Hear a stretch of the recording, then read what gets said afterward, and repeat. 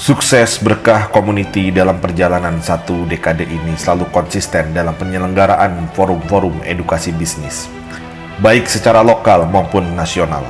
Dari bisnis kelas, gathering nasional, hingga gebiar wirausaha yang sudah menginjak di tahun ke-10 ini.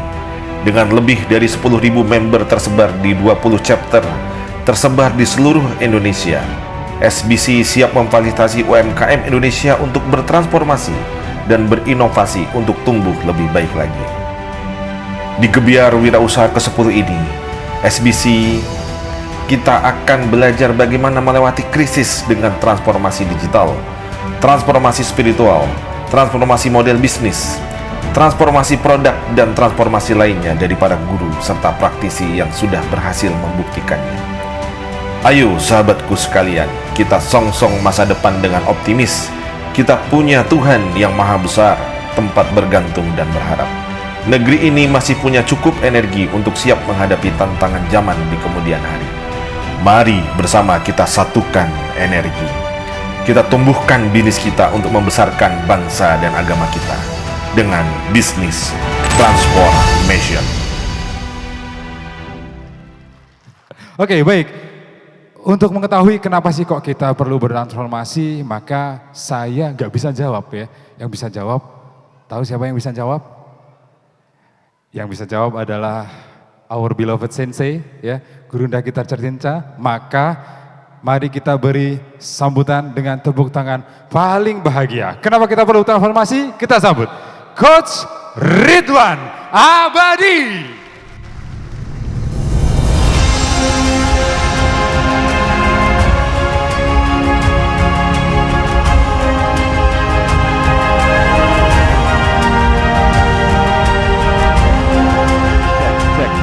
Satu.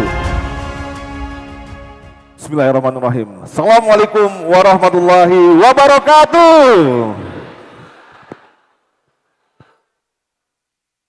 Alhamdulillahirabbil alamin. Allahumma shalli ala sayyidina Muhammad wa ala ali sayyidina Muhammad. Rabbitu billahi rabba wa bil islami dina wa bi Muhammadan nabiyya wa rasulah. Rabbi zidni ilma wa rizqni fahma. Qala rabbi shrah li sadri wa yassir li amri lisani yafqahu qawli amma ba'd. Yang saya hormati Pak Presiden SBC, yang gemoy banget kayaknya hari ini.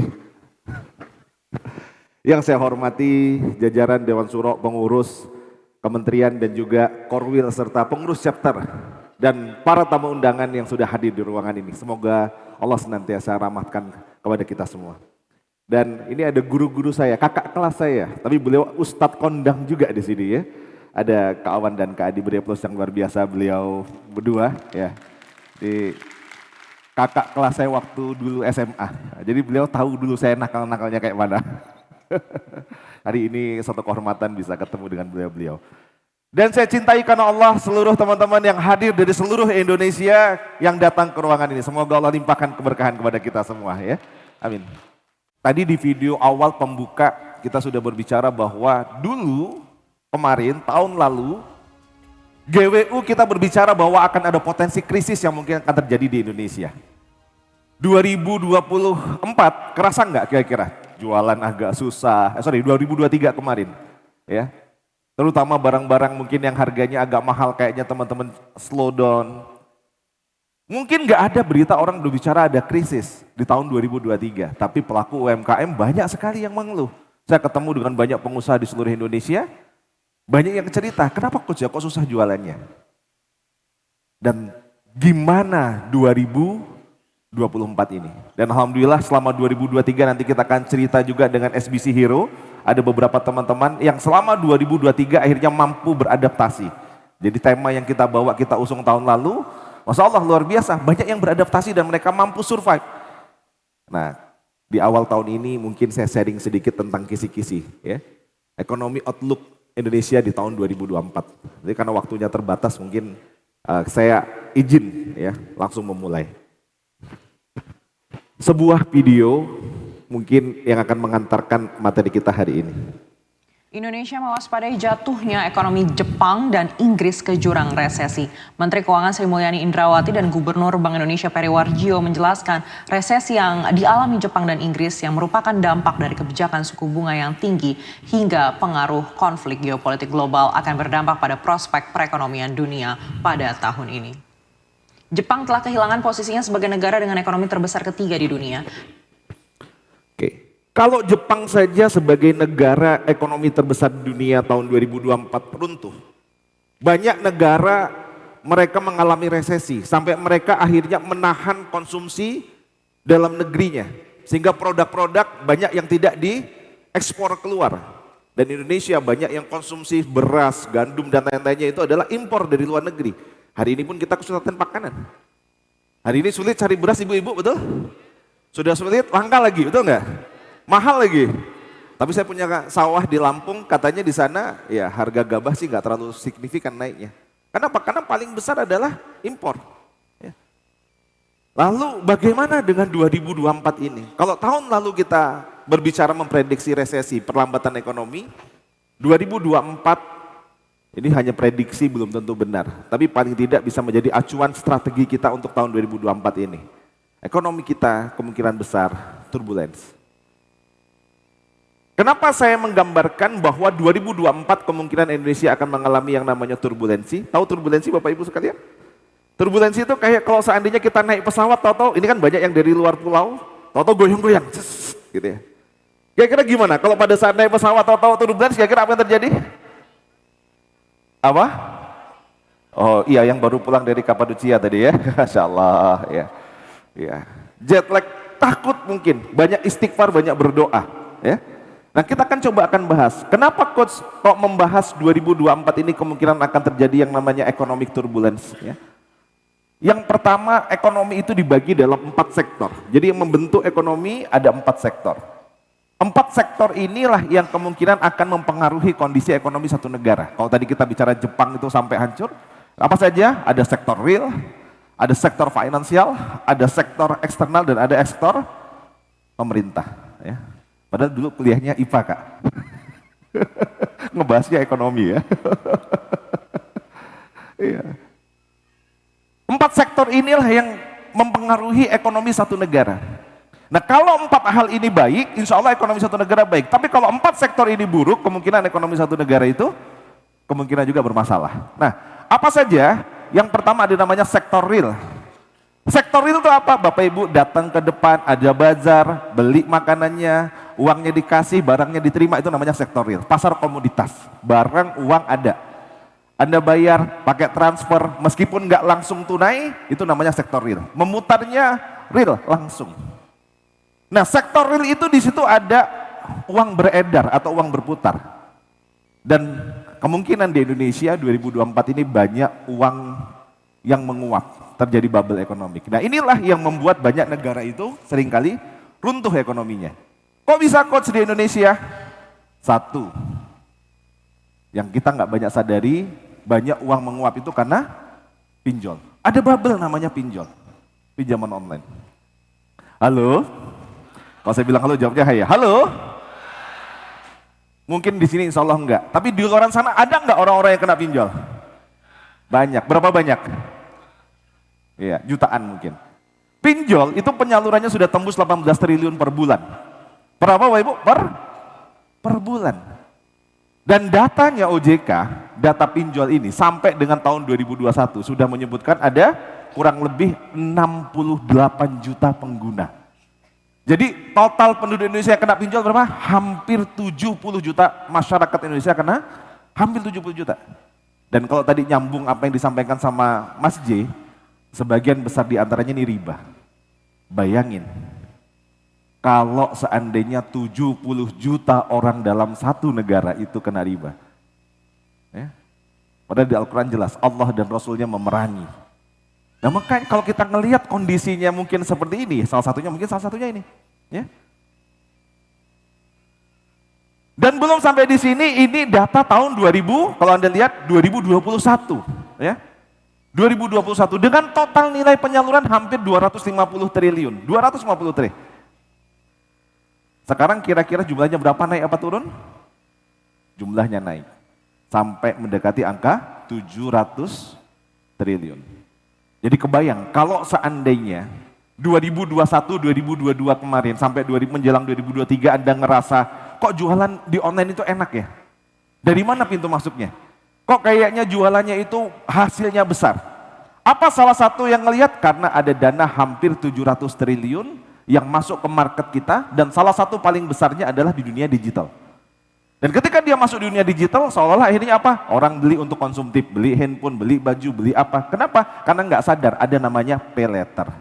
Nah, pay letter itulah pintu masuknya pinjol.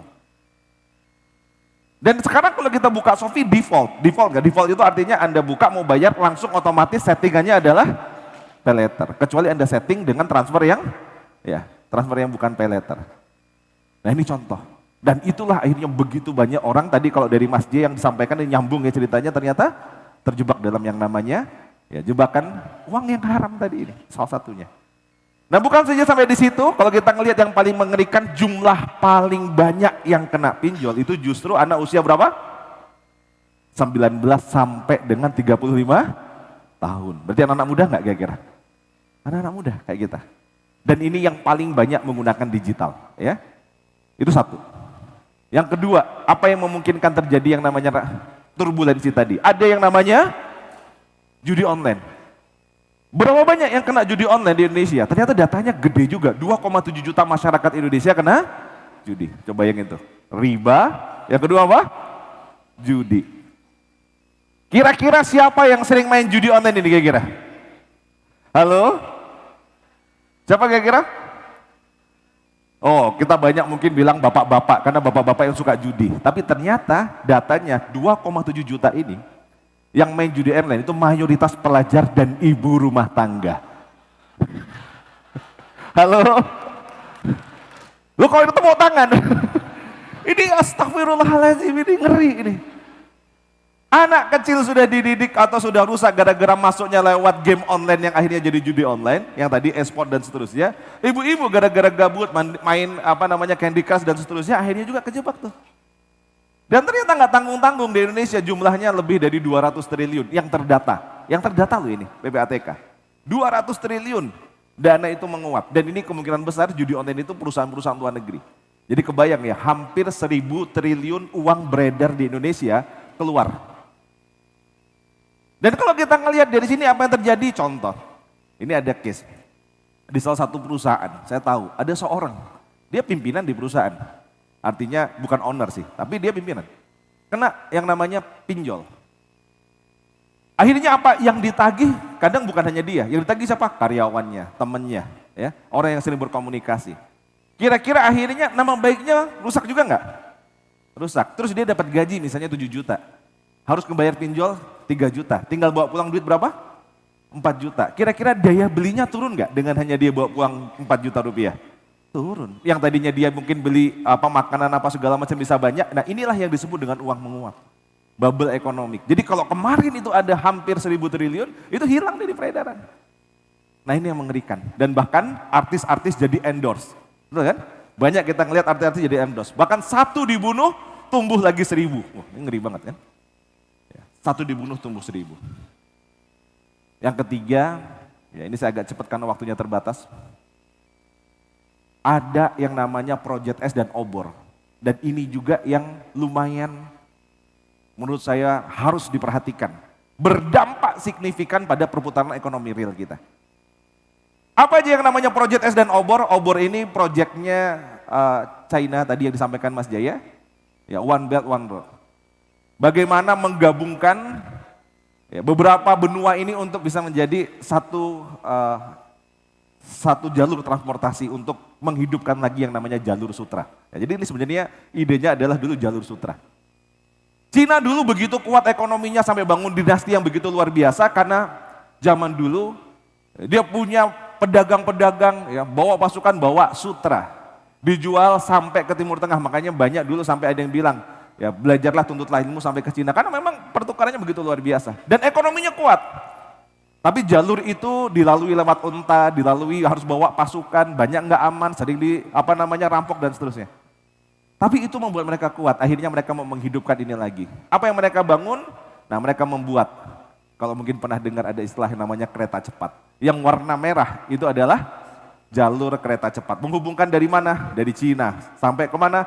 Sampai ke daerah Timur Tengah, ya, sampai ke daerah Rusia, sampai nanti ke Eropa. Dan sampai nanti dia ke semenanjung, ya, berbatasan dengan Afrika. Lalu dilanjutkan yang warna biru itu namanya tol laut. Tol lautnya sampai nanti ke Afrika, sampai ke India, sampai ke Indonesia. Ada di situ kalau Anda lihat, baru balik lagi ke Cina. Dan itu akan menjadi satu, kalau dulu kabilah perdagangan, kalau sekarang gerbong besar-besaran yang akan membawa barang-barang yang begitu murah dibawa untuk keliling dari tempat-tempat tadi. Pertanyaan saya, asing nggak dengan istilah dua istilah tadi? Kereta cepat, tol laut. Asing? Nggak asing. Nah, berarti kita sudah masuk dalam trapnya dan kita menjadi salah satu bagian ekosistemnya. Sehingga apa? Kain yang diambil dari Afrika tadi dengan bahan baku yang sangat murah, langsung dipintal, langsung diproduksi di kapal-kapal besar sampai ke India sudah jadi kain gulungan.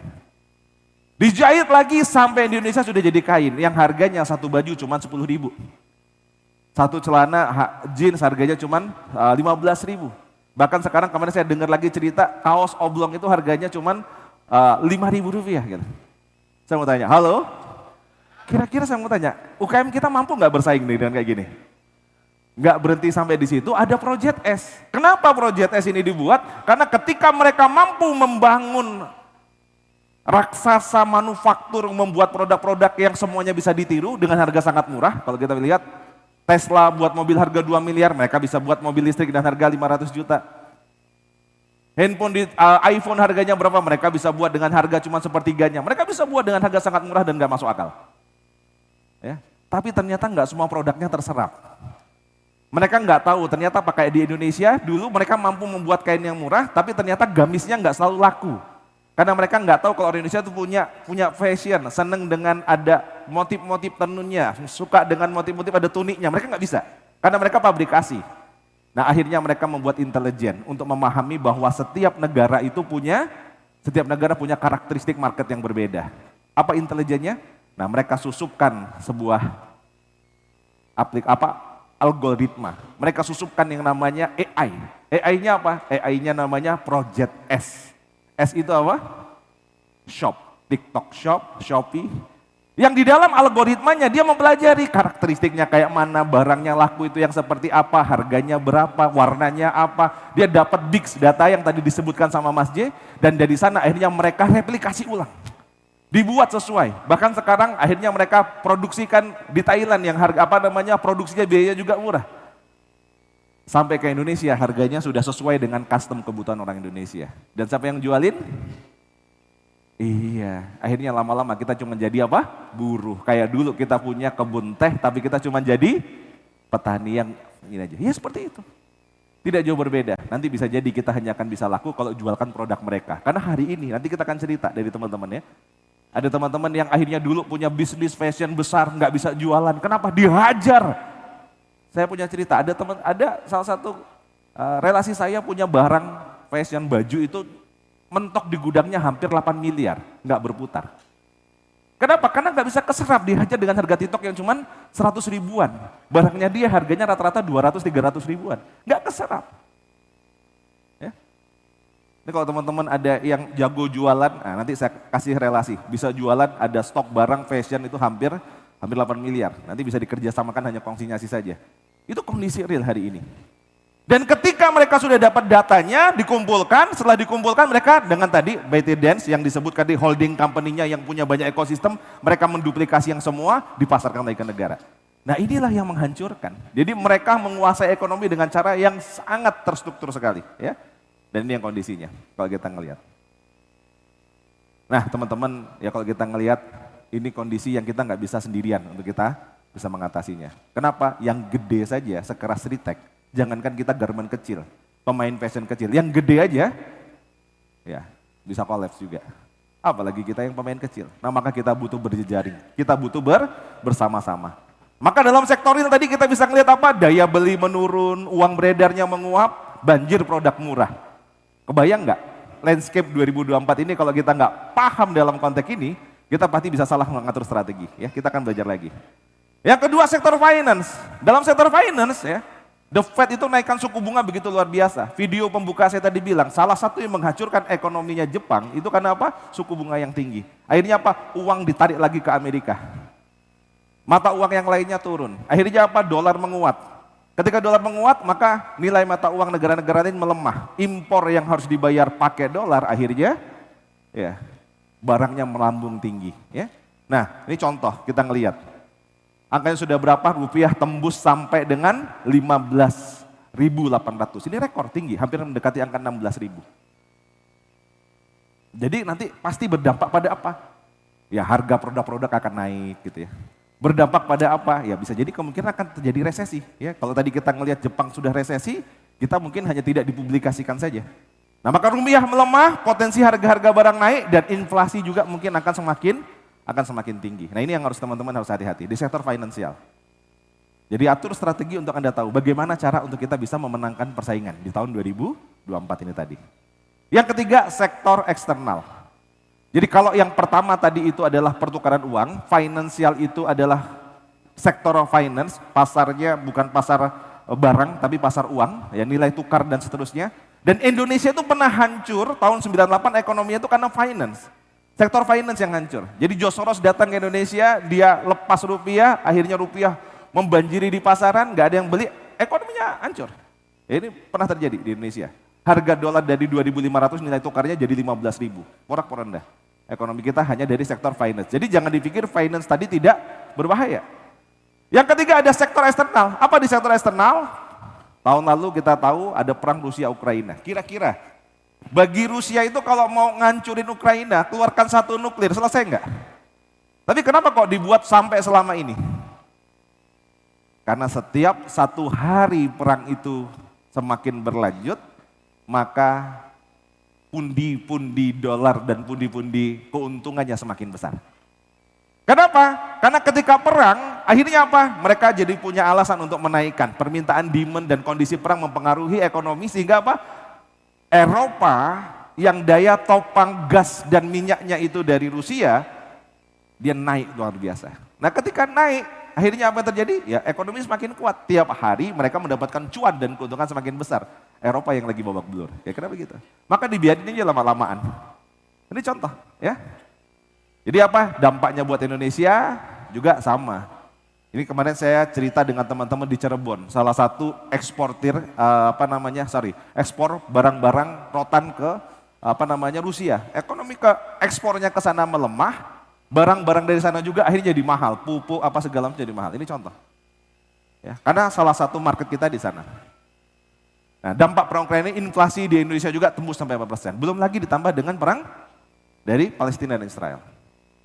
Jadi kalau kita melihat prihatin ya, kita sebagai saudara ya, jangan pernah berhenti boikot produk-produk mereka, produk-produk Israel, gaungkan terus. Ya.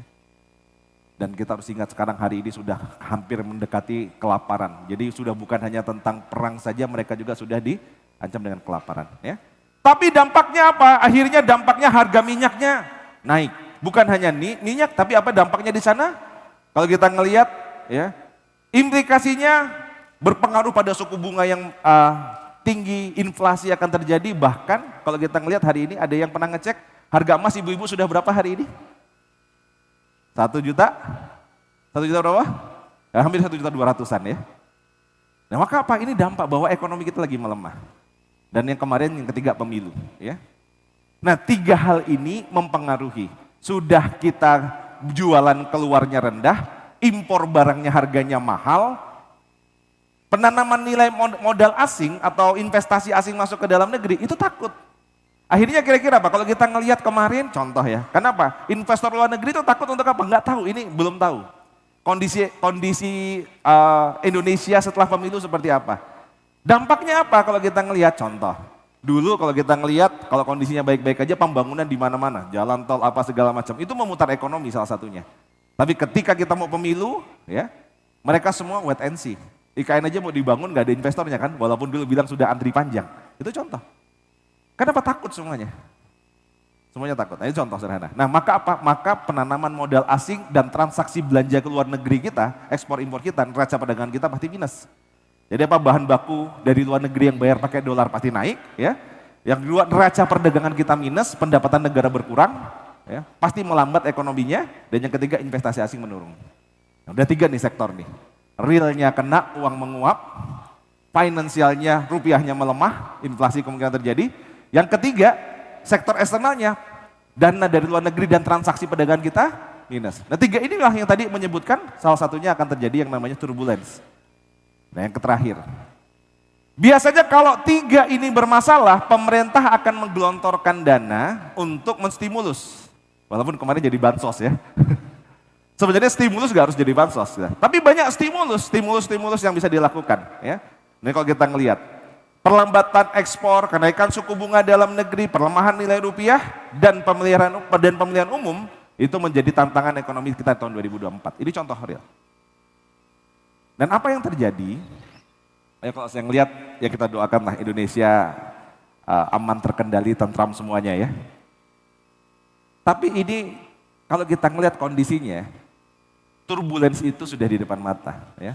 Ini kalau kita ngelihat salah satu cirinya, saya kemarin menjadi konsultan di salah satu kementerian, sering meeting dengan staf ahli dari Kementerian Keuangan di Republik Indonesia. Salah satu yang disampaikan, pemerintah itu punya target untuk belanja anggaran APBN-nya itu langsung ke sektor UMKM. Kenapa kok harus belanjanya langsung ke sektor UMKM? Karena itu yang akan memutar ekonomi. Nah ini sebenarnya opportunity buat kita. Peluang buat kita untuk kita masuk ke sana salah satunya. Ya. Ini kalau kita ngelihat. Jadi kalau dari kondisi tadi sektor pemerintah penerimaan negaranya berkurang, ekonominya melambat, tapi ada stimulus percepatan. Nah maka dari 4 sektor tadi kalau kita singkat, nah ini kalau saya ngelihat dari 4-4-nya, kira-kira dalam kondisi baik-baik saja atau tidak? Dalam kondisi baik-baik saja atau tidak? Ya mungkin belum tentu baik-baik saja. Tapi pertanyaannya, apakah kita akan menyerah dengan kondisi ini? Halo? Apakah kita akan menyerah? Nah maka kita gathering, kita ngumpul. Kenapa harus belajar bertransformasi? Karena ancaman dari luar begitu luar biasa. Kondisi kita tidak baik-baik saja. Maka dalam kondisi tidak baik-baik saja, strategi yang kita lakukan juga harus berbeda. Ya. Nah maka dalam economic turbulence ini kalau saya rangkum tadi ya, 4 sektor tadi. Nah ini kondisinya. Ini kondisi Indonesia.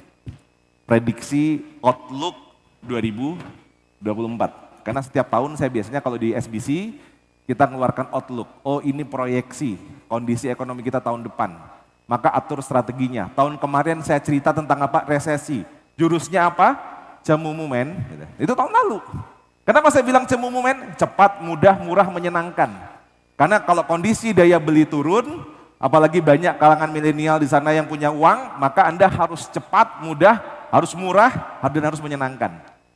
Nah alhamdulillah beberapa teman-teman nanti kita dengar ceritanya, yang praktek ternyata berhasil. Nah tahun ini gimana coach? Nah ini outlooknya. Wallahu alam solusinya gimana ya, tapi kita ikhtiar bareng-bareng.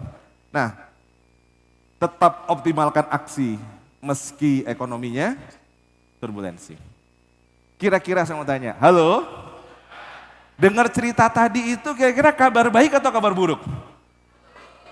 Coba tanya, kabar baik atau kabar buruk? Coba angkat tangan kanannya. Tepuk pundak teman sebelah kanannya. Saudaraku. Lebih kencang suaranya. Ya bangunin. Saudaraku. Meski ekonomi turbulensi, tapi kita tetap optimalkan aksi. Oke, semangat ya. Sip, pembalasan. Tangan kirinya lebih kencang. Saudaraku. Siap. Kita belajar bersama ya.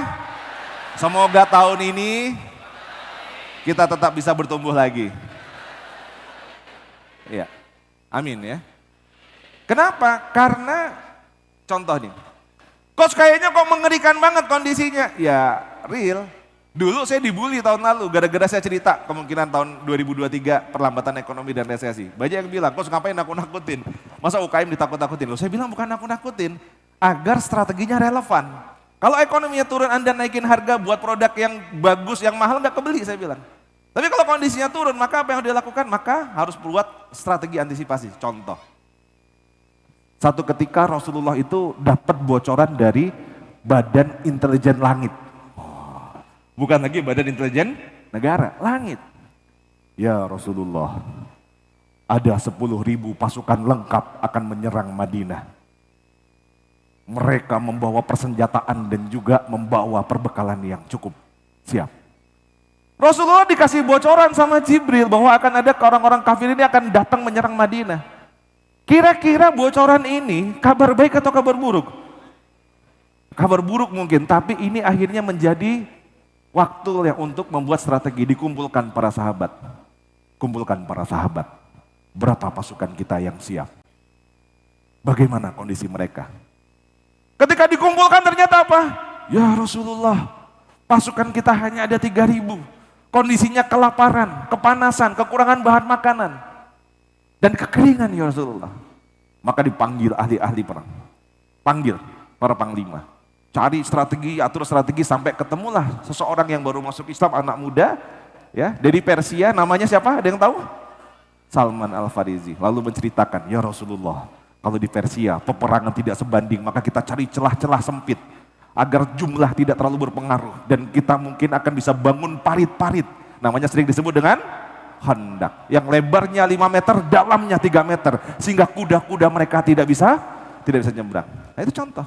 Karena ada informasi, akhirnya apa? Bisa menyusun strategi. Mungkin ancaman yang datang, tapi sunatullahnya ketika ada sesuatu, maka kita harus nyusun strateginya. Nah maka itulah kenapa tema kita tahun ini adalah business transformation. Ya, karena business transformation ini adalah cara kita untuk bisa beradaptasi. Sebenarnya masih banyak materi, tapi saya skip, izin ya, nggak apa-apa. Saya mau cerita ini slide saya lama. Kalau Mas Jaya tadi cerita slide tahun 2014, ini slide saya tahun 2020 ketika pertama pandemik. Ternyata mostly grafiknya nggak terlalu jauh berbeda. Jadi pertama pandemik saya bilang jangan khawatir, karena krisis itu kayak gelombang, ada kalanya naik tapi juga pasti akan ada kalanya Anda panik, pasti tenggelam. Anda bersiap berenang ke tepian, bisa jadi selamat tapi berdarah-darah, atau Anda ambil papan selancar dan Anda bisa berseluncur di atas ombak. Buat strategi yang tepat. Alhamdulillah ya, Mbak Asti dulu nangis-nangis pertama kali, Mas Arfian nonton, ngeliat, waktu itu Zoom ya kalau nggak salah, wah ini kesempatan nih. Akhirnya apa? Kain yang akhirnya tadi sudah tertunggak belum dibayar, akhirnya dia buat apa papan seluncurnya, buat masker ya kalau nggak salah, buat masker. Alhamdulillah ya, pandemik masih bisa mempekerjakan banyak orang. Nah ini contoh. Maka apa? Meskipun ada kondisi-kondisi yang berat, maka kita harus tetap optimis. Ini tambahan saja. Ini sudah banyak disampaikan Mas Jaya, jadi saya tidak nambahin. Ya, saya skip aja ya, mohon maaf ya. Waktu kita terbatas, bisa skip karena ada. Nah, ini banyak sebenarnya, mohon maaf. Nah, maka apa? Apapun kondisi dan krisisnya, karena krisis tadi kayak apa? Krisis seperti ombak, maka jadilah peselancar yang hebat di setiap ombak menerjang. Ketika kita tahu, oh daya beli turun, oh ekonomi lagi melemah, oh banyak orang lagi susah, nah nggak usah khawatir. Maka kita harus belajar dan berbenah. Maka kenapa di Gebiar Wirausaha ke-10 ini kita mengambil tema apa? Business transformation. Be a winner in every change. Ya, kalau saya bilang Gebiar Wirausaha ke-10 business transformation, jawabnya apa berarti? Be a winner. Iya, cek, biar jadi jargon kita hari ini ya. Gebiar Wirausaha 10, business transformation. Tantangannya banyak. Mas Jaya udah nyeritain tantangan dunia digital. Belum saya tadi cerita tantangan resesi, tantangan penurunan daya beli, tantangan produk murah yang banjir dari mana-mana. Apa yang harus kita lakukan? Ya berantisipasi. Ini bocoran dikit. Ya belum tentu benar juga, tapi bisa Anda pakai. Kalau kita turbulen kayak naik pesawat, maka apa yang bisa kita lakukan? Yang pertama, pasti pramugari akan bilang, Bapak Ibu sekalian, karena cuaca di luar lagi tidak baik-baik saja, maka kencangkan ikat pinggang. Betul apa betul? Ya, dan mohon maaf karena lampu akan kita matikan. Kenapa dimatikan? Karena mereka masuk mode efisiensi. Agar kalau nanti harus mendarat darurat, tenaga dan bahan bakarnya masih cukup. Dan banyak-banyak berdoa. Betul, betul. Nah maka apa? Maka yang pertama yang harus Anda lakukan di tahun 2024 ini apa? Masuklah dalam mode efisien. Jangan boros-boros. Jangan boros-boros. Apa yang bisa Anda efisienkan, efisienkan. Anda cek struktur kos Anda. Mana biaya yang terlalu berlebihan, kurangi. Kenapa kita harus efisien? Karena yang gendut secara costingnya, gemuk, itu pasti nggak lincah nanti. Susah beradaptasi dalam kondisi turbulensi. Turbulensi itu bukan berarti selalu buruk, tapi kita nggak tahu. Contoh sekarang misalnya ekonomi kayaknya baik-baik saja. Habis itu nanti turun, habis itu bisa naik lagi, kita nggak ngerti. Nah kalau kita nggak bisa tahu dan kita terlalu gede costnya, susah untuk kita mengubah strategi dengan seketika. Maka atur, diet, ya, efisien. Angkat tangan kanannya, tepuk benda sebelah kanannya. Saudaraku, jurus yang pertama, jangan boros-boros ya. Tangan kiri, pembalasan. Saudaraku, siap, efisien. Saling mengingatkan ya. Kata bapak-bapak, aduh kenapa istriku nggak ikut ini tadi ya. Efisien. Normnya diatur, kos-kosnya mana yang bisa dipangkas, dipangkas. Yang kedua, manajemen cash flow dioptimalkan. Kenapa? Karena kemungkinan besar dalam kondisi ini, turbulensi tadi, yang megang cash yang paling banyak dia bisa survive dan bertahan. Dalam kondisi krisis-krisis, kalau kita lihat contoh 98, mereka yang punya uang, mereka akhirnya bisa bermain dan mereka akhirnya bisa menguasai banyak aset. Yang mereka nggak pegang cash, biasanya akhirnya ya hanya jadi penonton. Saya contohin, ada satu member kita SBC. Pada tahun 2020 curhat sama saya, coach, bisnis saya nggak mungkin coach mau dijalanin lagi. Kenapa? Kondisi pandemi gak ada orang nikahan. Oh ya sudah, kalau gak ada orang nikahan terus gimana? Saya tapi punya duit coach, berapa? 1 miliar, ya banyak lah. Terus diapain coach? Ini kan nggak mungkin saya beli stok nggak ada yang beli. Oke, ibu sama bapak ngapain kerjaannya? Saya punya rumah Quran, ngurusin anak Quran. Ada rumah tahfiz. Ya sudah fokus aja di situ, saya bilang fokus ngurusin anak tahfiz. Duit 1 miliar tadi nggak usah dibeliin stok bahan. Diapakan? Beliin emas. Harga emas waktu itu 500.000. Punya duit 1 miliar berarti dapat berapa? Dapat berapa? Ya, 500.000. Punya duit 1 miliar berapa bu? 2 kilo. Ya. 1 miliar harga emas masih 500.000. Dapatnya berapa? Ayo. Bingung ya? Dapat kurang lebih sekitar 2 kilo. Kan 500 juta cuma 1 kilo. Jadi kalau ngomong beli emas, ngomongnya apa bu? Gak kedengeran, ngomongnya apa? Lebih kencang lagi ngomongnya apa? Tuh Pak, kalau mau beli emas ngomongnya apa? Kilo katanya. Terus kata bapaknya, iya, saya juga beratnya sudah 58 kilo kok coach gitu ya. Lalu apa yang terjadi? Dia fokus hanya ngurusin Quran gitu ya. Lalu jalan kurang lebih sekitar hampir setahun kemudian saya telepon, jual sekarang. Loh kenapa coach kok dijual? Jual sekarang. Pada saat dia dijual ternyata Anda tahu harga emas saat itu sudah berapa? 1 juta. Punya 2 kilo emas, berarti jadi berapa duitnya? 2 miliar. Dapat berapa kira-kira hanya dalam waktu 1 tahun? Nggak nyampe? Orang lain pandemik nangis-nangis, dapat jackpot kan? 1 miliar bonus. Kan gitu, dari duit 1 miliar jadi 2 miliar. Siapa yang pegang cash kuat?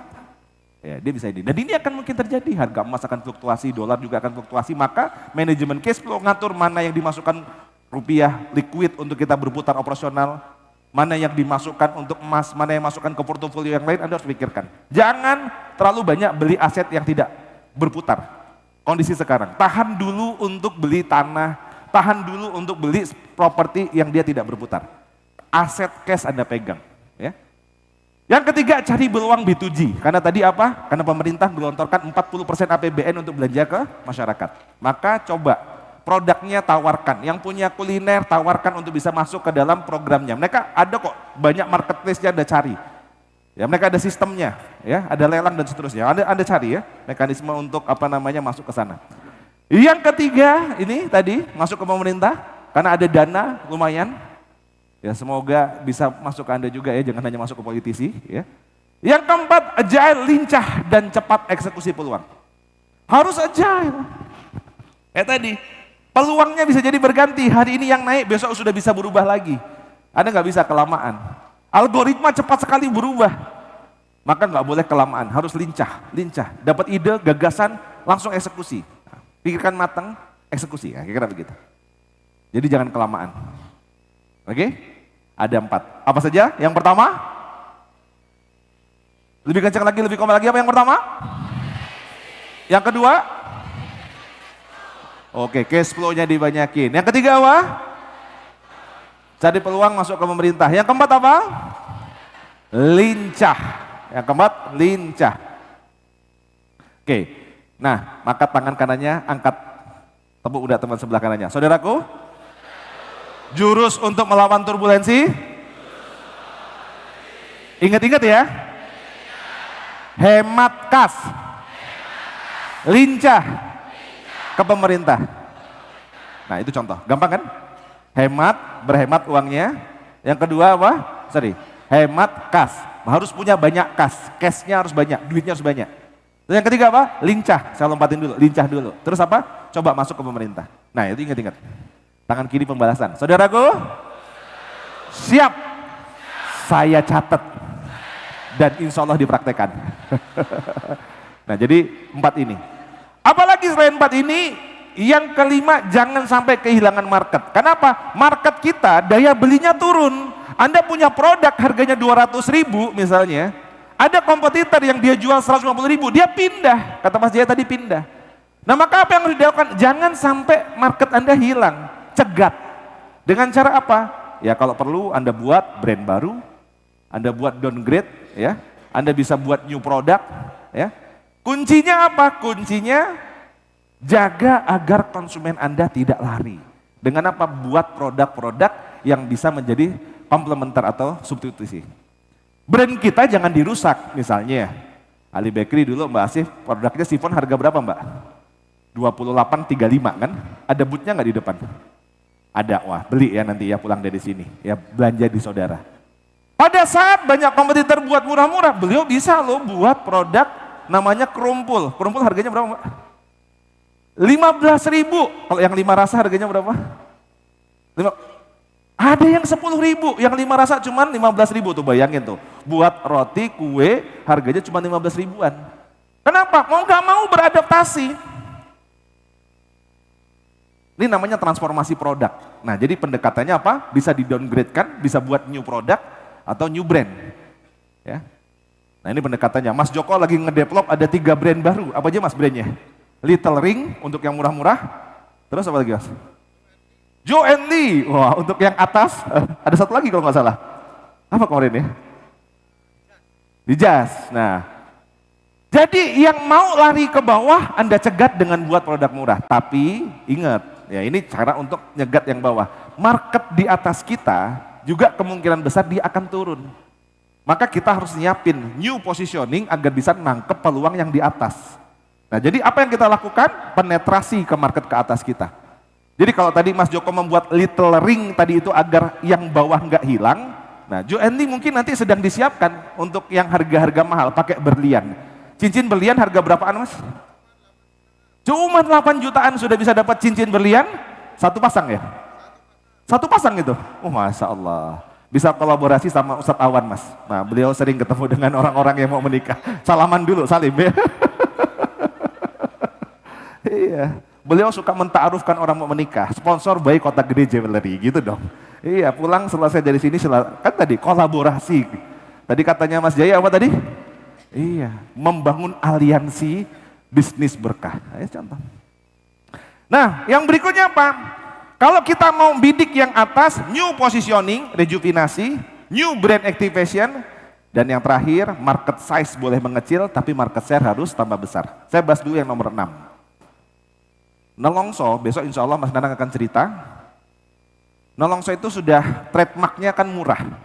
Mau diturunin lagi itu sudah nggak, waduh udah susah. Kalau tadi Mbak Asih mampu membuat produk-produk murah, Nelongso waktu mau diturunin lagi itu udah nggak bisa mau diturunin. Harganya udah murah, udah mentok, kena PPN, udah disorot sama pajak, kena PB1. Akhirnya nggak relevan. Jurus nomor 5 sudah nggak relevan kalau mau buat produk murah lagi. Saya bilang kalau buat produk murah nggak bisa, buat produk murah untuk level di atas kita. Jadi produk yang kita bangun untuk market di atasnya. Nah akhirnya kita cari, ketemu, karena nelongso sudah kepalang tanggung kan, ayam goreng nelongso logonya kepala bebek. Ya sudah dicari, ternyata ada produk bebek di dalamnya. Nah bebeknya laris, saya kalau di sana pasti makannya bebek, jarang makan ayamnya. Nah pas kita buat bebeknya nelongso lebih murah daripada bebek yang orang biasa beli, bebek Kalio, bebek Haji Slamet, bebek Harisa, bebek yang lainnya. Akhirnya dibangunlah ke atas. Bangun rejuvenasi, new brand positioningnya. Buat gandeng artis untuk jadi brand ambassador. Jadilah namanya Bebek Caro. Ketika kita buat seret, penetrasinya meledak.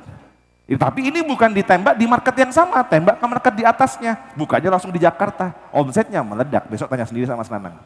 Nah itu namanya apa? Pendekatan penetrasi ke market di atas. Dan yang terakhir, market size mengecil, market share harus tambah banyak. Dengan kita nguasain tadi market kita nggak hilang, ketambahan market dari di atas, bisa jadi daya belinya turun. Tapi dengan jumlah pasar yang lebih banyak yang bisa kita ambil, harapannya kita masih bisa bertumbuh. Dan alhamdulillah, Ali Bakery masih buka terus cabang baru setiap hari Jumat. Oh Masya Allah, keren kan? Jumat buka, Jumat buka, Jumat buka. Jadi kalau mau niteni promonya Alif, tunggu aja nanti hari Kamis, lihat pasti ada postingan. Diskon 30% pembukaan outlet berikutnya. Masya Allah, buka cabang setiap hari Jumat. Tepuk tangan dulu dong buat Mbak Asih ya. Nah, besok beliau akan sharing cerita bagaimana transformasinya Ali Bakery. Ya nanti di sesi besok. Ya, hari ini beliau hadir, alhamdulillah. Beliau juga adalah bendahara umum dari Sukses Berkah Community. Nah, ini tadi cerita bagaimana strategi untuk membangun, kita mengatasi di tengah turbulence. Nah, hari ini kita akan belajar kepada mereka yang sudah berhasil melewati krisis dengan bertransformasi. Kita akan belajar bareng. Mau belajar kira-kira? Kalau tadi saya cuma cerita, mau nggak denger kisah-kisah langsung mereka yang menginspirasi? Siapa yang mau angkat tangan bilang saya? Nggak kedengeran, nggak kedengeran. Siapa yang mau tahu angkat bilang saya? Yes. Apa aja yang kali kita pelajari 2 hari ini? Kita akan belajar digital transformation. Mas Jaya tadi sudah cerita. Sebenarnya harusnya materi saya dulu baru Mas Jaya gitu, pengantarnya. Tapi karena beliau harus cepat pulang, jadi tadi kita sudah bercerita. Mas Jaya bercerita tentang apa tadi? Digital transformation. Kita juga akan berbicara tentang transformasi produk. Ada teman-teman yang berhasil survive dengan ganti produknya atau shifting produknya. Besok juga kita akan belajar bagaimana transformasi bisnis model. Oh nanti juga kita akan bedah. Ada yang berhasil dengan cara pemasarannya yang dirubah. Ada yang berhasil dengan merubah proses bisnisnya. Apa bedanya model bisnis dan proses bisnis? Nah nanti kita bahas. Model bisnis, bisnis model tentunya ya tadi. Dan juga ada transformasi proses bisnisnya. Salah. Ustaz Jun tengah sini aja Ustaz, temenin Pak Presiden. Wah, ini Masya Allah, ini guru saya juga. Kang Adi, ajak sini aja Kang Adi, Ustaz Jun. Nah, salah. Ahlan wa sahlan Tat, menemani para asatidat di sini. Nah. Berikutnya apa? Ada transformasi bagaimana melewati pandemi. Ada teman kita juga yang berhasil melewati pandemi. Ada bagaimana yang bertransformasi di tengah krisis. Ada yang bertransformasi spiritual enterprise-nya. Ada yang bertransformasi dari UMKM menjadi korporasi. Dan juga yang ke-10 karena kita gebir wirausaha ke-10 ya, 10 juga menjadi transformasi bisnis. Nah insya Allah akan ada banyak yang nanti akan sharing dan salah satunya adalah yang akan sharing bagaimana UMKM bisa sampai ke IPO. Ya, nanti kita akan bercerita kepada Mas Nanang, bagaimana di tengah krisis ada warung steak and shake yang justru di tengah krisis menjadi luar biasa. Spiritual enterprise nanti setelah ini kita akan belajar dari Bang Heen bagaimana beliau bisa mentransformasikan menjadi spiritual enterprise. UKM menjadi korporasi kita akan belajar dari Ali Bakery ya. Kita akan belajar dari banyak guru-guru yang lainnya. Tapi sebelum itu ada teman-teman kita sendiri SBC Hero yang luar biasa. Tepuk tangan dong buat orang-orang yang di depan ini luar biasa. Teman-teman yang sedang ikut program, yang mengikuti program SBC di setahun terakhir ini atau tahun lalu, yang ternyata Masya Allah progresnya. Nah kalau saya yang ceritakan nggak afdol, maka saya akan panggil. Kita punya banyak program. Salah satu program yang saya masih membina langsung, mohon maaf ya ini yang saya ceritakan yang saya membina langsung. Karena banyak banget di sini yang juga dibina ya. Saya hari ini masih membina KPB loh. Jadi saya masih mentoring KPB, kelompok pendampingan bisnis. Jadi untuk alumni OYC 1, 2, 3, 4, 5 yang hadir hari ini, yang sudah nggak bina KPB, malu ya sama yang di depan. Kadang saya aja masih bina KPB. Dari yang saya bina setahun terakhir, ada seseorang yang pada saat mungkin awal Maret atau pertengahan Maret saya lupa. Pertama kali kita mau KPB ini. Dia cerita, coach, kayaknya saya mau ganti bisnis aja coach. Saya sudah frustasi coach. Udah datang bareng sama suaminya ngajak anaknya. Wah, kayaknya saya mau ganti bisnis saya. Mau jualan baju aja kayaknya gitu, mau main fashion. Loh kenapa? Nah, beliau ini jualan keripik oleh-oleh khas Malang. Ternyata omsetnya turun. Ya, size-nya mungkin tinggal kisaran nggak terlalu besar, 150 jutaan kayak kira itu. Tapi Masya Allah luar biasa, dalam hampir setahun terakhir, kayaknya belum nyampe setahun sampai hari ini karena ini baru, oh ini udah Maret ya. Hampir setahun terakhir sampai hari ini bisnisnya bertumbuh. Dan kita lihat, dan kita panggil nanti bareng-bareng untuk bisa maju ke atas panggung. Ya. Video berikut. Ayo.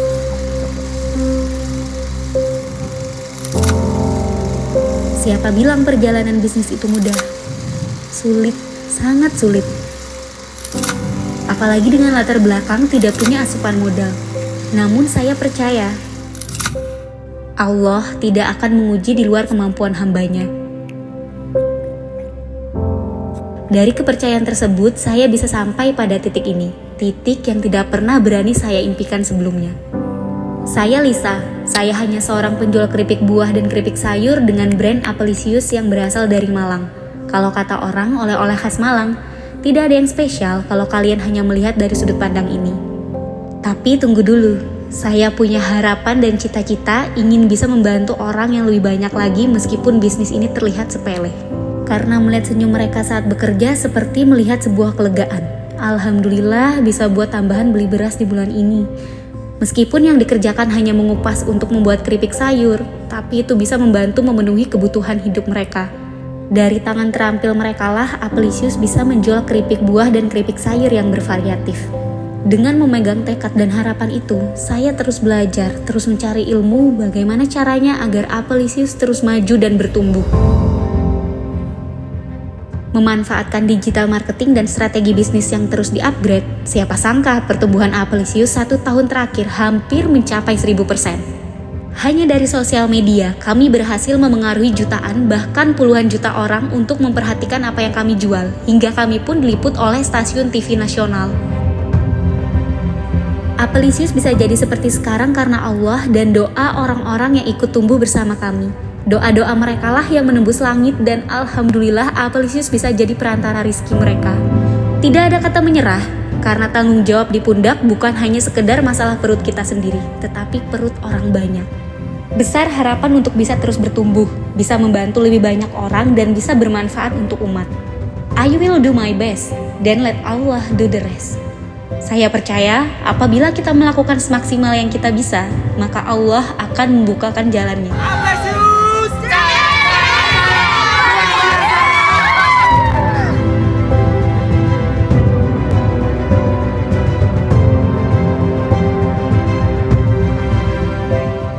Tepuk tangan yang luar biasa dan kita panggil ke atas panggung. KPB Malang, Lisa untuk maju ke atas panggung.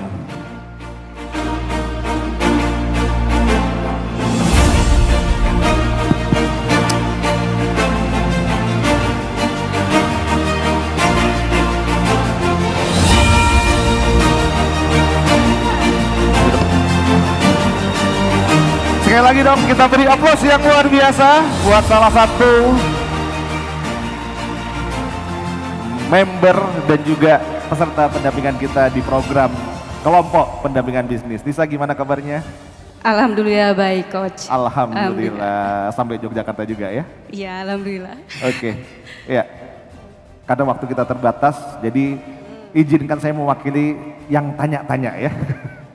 Nisa gimana proses perjalanan selama ikut KPB kurang lebih sekitar ya hampir setahun terakhir kayaknya ya? Proses selama 1 tahun terakhir itu benar-benar luar biasa, di luar dugaan. Ya seperti yang sedikit dijabarkan di video tadi, perkembangan Apelisius 1 tahun terakhir setelah dihitung kemarin hampir 1000% perkembangannya. Masya Allah, Kayak gitu. keren banget. Karena ya saat awal bergabung di KPB ya sedepresi itu sampai mau mengganti bisnis kan.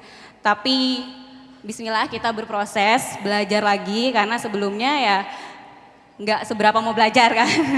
Setelah itu mulai belajar, setiap bulan dibina, setiap bulan ada target, ada ilmu baru dan ada target baru. Alhamdulillah setiap bulan itu terus bertumbuh-tumbuh sampai Masya Allah. setahun sekarang. Masya Allah. Dulu kenapa kok mau sampai ganti bisnis dari jualan Apelisius ke jualan baju tuh? Karena dirasa nggak bisa naik lagi, karena kan kita memanfaatkan sosial media, kita memanfaatkan TikTok yang terutama untuk media marketing. Tapi ya masa viral itu kan ada, nggak semua viral terus kan, nggak bisa viral terus. Nah jadi ini sudah nggak bisa dinaikin lagi, saat itu mikirnya kayak gitu, Iya. makanya akhirnya mau ganti bisnis. Tapi Oke. ternyata setelah ada ilmunya, ini bisa loh naik lagi, kita Iya. bisa loh lebih viral lagi ternyata gitu. Iya, Masya Allah, luar biasa. Dan yang didapatkan selama ikut KPB apa saja nih, Lisa, kalau boleh tahu?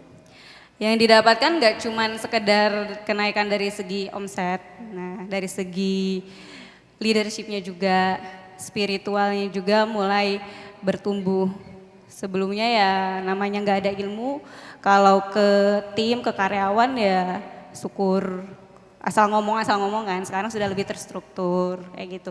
Dari segi spiritual yang sebelumnya mengenai sedekah, zakat, infak, nah mengenai ibadah kita dan ibadah tim sebelumnya ya tidak seberapa digubris, tapi sekarang sudah mulai didisiplinkan semuanya kayak Oke. gitu.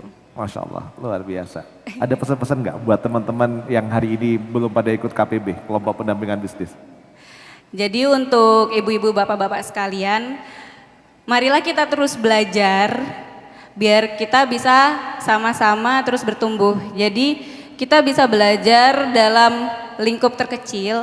Nanti setelah ilmu kita bertambah, nah nanti kita bisa bukan mengajar ya, bisa lebih lagi untuk ilmu kita bakalan kita salurkan lagi ke teman-teman yang lain. Jadi saling bertumbuh bersama gitu. Bertumbuh bersama, Masya Iya. Allah, luar biasa. Ya, abis ini ikut OYC? Insya Allah. Insya Allah. Karena setelah program KPB, kelompok pendampingan bisnis, di atasnya bagi mereka yang bisnisnya sudah mulai jalan, omsetnya sudah mulai banyak, ada program namanya OYC, One Year Coaching. Ya, nanti jadi didampingi selama 1 tahun. Ya, nah, kalau kemarin, kalau teman-teman mau daftar KPB, semua chapter ada. Semua chapter itu punya program namanya kelompok pendampingan bisnis. Mentornya udah ratusan di seluruh Indonesia. Jadi setiap chapter insya Allah sudah ada, tinggal Anda cari. Kalau nggak ketemu ya tanya, nanti buka websitenya SBC, di situ ada. Ya, kita doakan semoga Mbak Lisa bisnisnya terus bertumbuh ya, menginspirasi kita bahkan di tengah pandemik. Tapi itu kalau mungkin terakhir mau tanya, apa sih yang dilakukan sama Lisa yang tadinya sudah dashboard? Transformasi apa yang dilakukan sehingga bisa membuat sekarang omsetnya bisa angkanya luar biasa? Transformasi yang paling signifikan adalah karena based on konten. Jadi konten itu dipelajari. Jadi ada yang namanya produk winning Ya. dan ada namanya konten winning juga. Nah, itu setelah dianalisa, dipelajari, Apelisius sudah ketemu, oh produk ini lagi menarik nih. Ya. Produk atau konten ini lagi menarik. Nah, itu yang kita istilahnya kita Diolah. goreng terus, Iya. diolah terus. Sampai berapa viewersnya paling tinggi? Ada yang berapa kontennya? Sudah ditonton berapa orang? Konten kita yang paling tinggi viewernya itu di 52 juta viewers. Wah, Dan- keren. Dan yang tembus di atas 1 juta banyak nggak? Rata-rata target sekarang harus FYP, harus di atas 1 juta Harus viewers. di atas ya. 1 juta, Masya Allah. Iya. Dan abis FYP biasanya connect ke produk ya? Iya, connect ke Penjualan. produk, ke Penjualannya- penjualan. Makanya semakin besar viewers, bakalan menarik traffic ke penjualan kan makin besar lagi kayak gitu. Ya, sip. Nah, pengen tahu belajar lebih banyak, ikut KPB ya. Karena di KPB juga diajarin. Insya Allah tepuk tangan sekali lagi buat Lisa. Boleh kembali ke tempat teman-teman. Ya.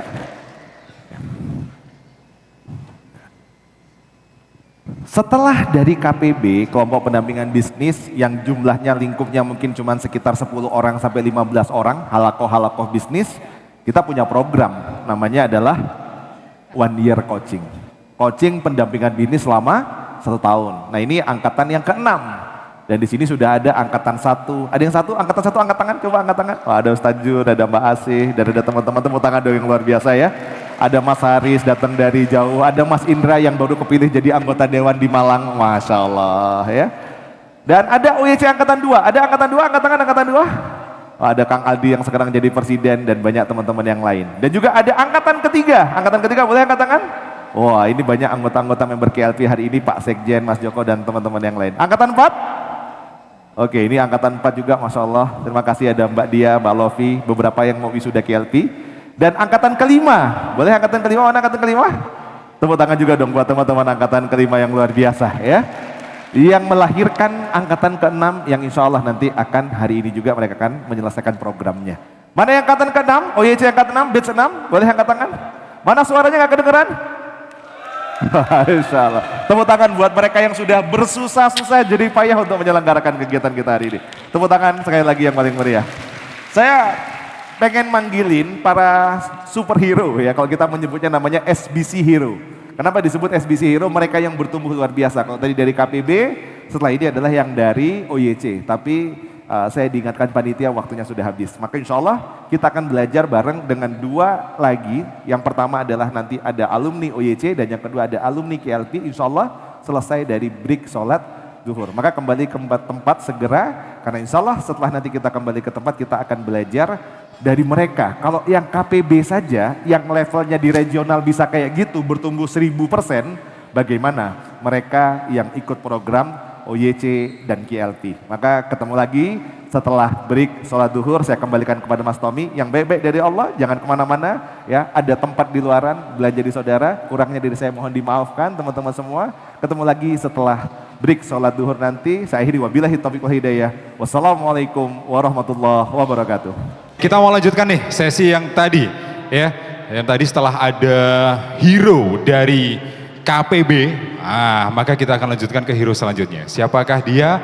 Oh tentunya bukan kita sih, kita nggak ngerti ya. Kita nggak ngerti kita. Siapa hero-nya? Oke, Siapa kalau kita? begitu langsung saja kita undang kembali untuk bersama kita di atas panggung gurunda kita tercinta, Coach Ridwan Abadi.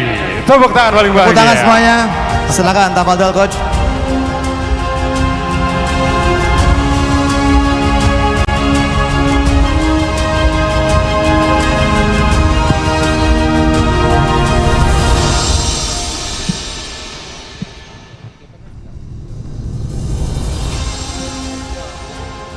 Bismillahirrahmanirrahim. Assalamualaikum warahmatullahi wabarakatuh.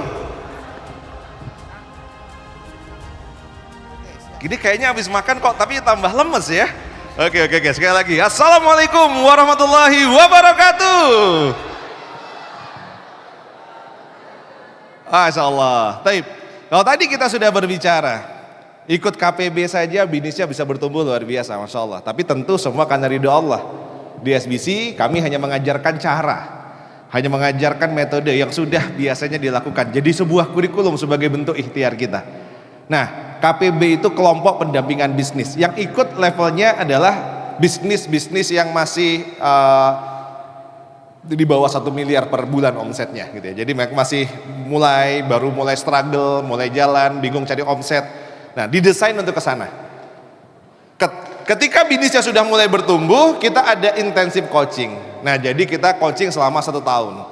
Qadarullah, alhamdulillah, karena sejak dari tahun 2010 sudah mulai mengembangkan banyak program pendekatan konsultasi bisnis atau jadi konsultan bisnis. Dan akhirnya program itu yang kita selama ini mungkin profesional keluar, kita buat untuk teman-teman di SBC. Dan programnya gratis selama 1 tahun. Dan alhamdulillah, mereka kalau dilihat di belakang ini gambarnya, foto-fotonya, teman-teman Anda mungkin, saudara Anda, ini sudah angkatan ke-6. Dan di angkatan ke-6 ini ternyata luar biasa. Kenapa? Sudah ada anaknya OYC 1, menantunya OYC 1 gitu ya. Ada istrinya OYC 1, OYC 2. Masya Allah luar biasa. Dan di antara mereka semua tidak sedikit yang ternyata bisnisnya bertumbuh luar biasa. Dalam 3 pilar yang kita ajarkan. Ada pilar spiritual. Di SBC, di OYC kita mengajarkan bagaimana menginstal yang namanya spiritual enterprise. Ada pilar leadership, bagaimana mereka mampu menumbuhkan kapasitas secara leadershipnya. Dan juga ada pilar secara entrepreneurship. Nah untuk itu kita akan belajar dari teman-teman yang luar biasa. Kita beri aplaus yang luar biasa buat Pak Haris dan Bu Dewi dari chapter Cirebon untuk bisa maju ke depan. Ya. Yang kedua, Kita beri aplaus juga kepada Mas Dimas Adi Mukti dari chapter Bandung. Dan SBC Hero berikutnya ada Mas Maliki Alimudin dari chapter Bojonegoro. Tepuk tangan buat teman-teman semua.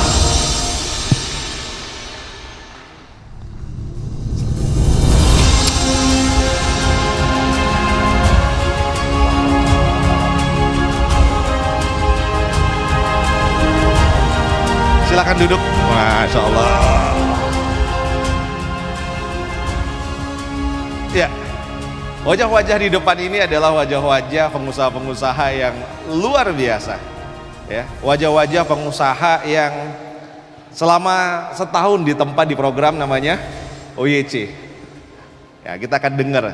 Wajahnya ternyata nggak semuanya ini adalah OYC 6 ya. Karena mungkin belum pernah ketemu sama Maliki di OYC kan? Iya, karena beliau adalah OYC 5. Wah, yang saya undang hari ini. Nanti saya akan cerita kenapa beliau saya undang juga. Untuk yang pertama adalah teman kita, saudara kita yang bertumbuh secara aspek spiritual di dalam perusahaannya dan menginstal yang namanya spiritual enterprise. Saya sudah visit, ngelihat pertumbuhan bisnisnya bertumbuh, timnya bertumbuh, dan Masya Allah ya, bukan hanya sekedar bertumbuh bisnisnya, tapi bertumbuh ketaatan dan kesolehannya. Nah, kita akan dengarkan sharing cerita dari Pak Karis dan Bu Dewi. Tafadhol, waktu dipersilakan. Baik, Assalamualaikum warahmatullahi wabarakatuh. Waalaikumsalam warahmatullahi wabarakatuh. Jadi ini coach ceritanya. Dulu tahun 2021 saya pernah kehilangan tim hampir 70%. Karena waktu itu ketahuan terjadi fraud yang kebocorannya hampir sekitar 20 juta per bulan.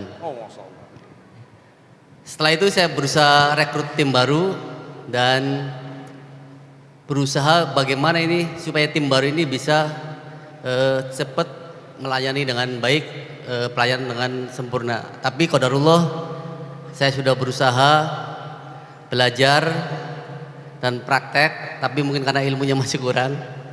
Jadi tahun 2022 saya dalam kondisi kelelahan secara mental di mana saya merasa gagal. Akhirnya saya mundur, saya serahkan tampuk kepemimpinan kepada istri saya. Oh, jadi istri yang nerusin nih ya jadinya. Iya. Lanjut. Dan di akhir tahun 2022 itu juga tiba-tiba saya diajak tuh ke acara seperti ini coach. Di 2023 awal. 2023 awal. Januari ya. Februari kalau nggak salah ya 2023 di Jakarta. Ya, di Gebiar Wirausaha ke-9. Ya. Saya sebenarnya dipaksa istri coach. Berarti ini yang korban dijerumuskan oleh pasangan. Jadi jangan-jangan ada juga yang datang ke sini dipaksa sama pasangannya nih, jangan-jangan. Ada nggak nih? Oh, ada tuh katanya ya. Lanjut. Saya dipaksa istri untuk ikut Gebiar Wirausaha ke-9 di Tangerang.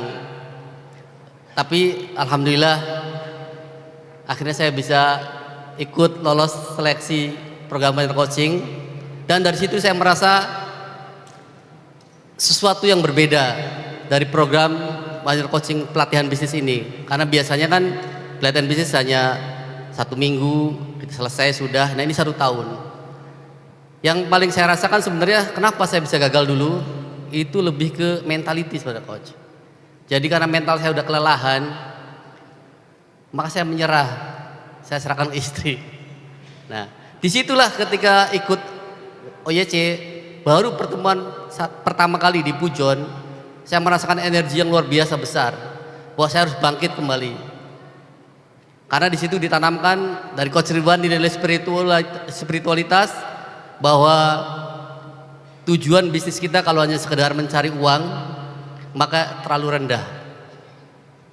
Kita harus lebih meningkat, lebih tinggi tujuan kita untuk mencapai surganya di akhirat kelak dengan menebarkan banyak manfaatan. Jadi setiap pertemuan OYC itu sangat saya rindukan banget karena selain ilmu bisnis yang saya dapat, terutama mentality saya bisa kuat kembali, dan mentality yang kuat itu pondasi paling utamanya adalah tentang spiritual, di mana saya diajarkan sama Coach Ridwan bahwa kita bisnis untuk lillahi ta'ala, dan karena mungkin guru yang ngajarinnya udah praktek, maka alhamdulillah kami berdua lebih mudah untuk bisa mempraktekannya. Masya Allah. Dan kita lihat, tepuk tangan dulu boleh buat mereka berdua. Mungkin penasaran kayak apa prakteknya, kita simak video ya dari usaha Pak Karis dan Bu Dewi. Kita tonton videonya bersama-sama. Assalamualaikum warahmatullahi wabarakatuh. Saya Karis. Saya Dewi Pratiwi. Kami owner dari The Water Filter, perusahaan yang bergerak dalam perdagangan peralatan water treatment sejak tahun 2010. Sebelumnya The Water Filter belum memiliki value perusahaan yang jelas sehingga lingkungan pekerjaan kurang kondusif untuk bertumbuh.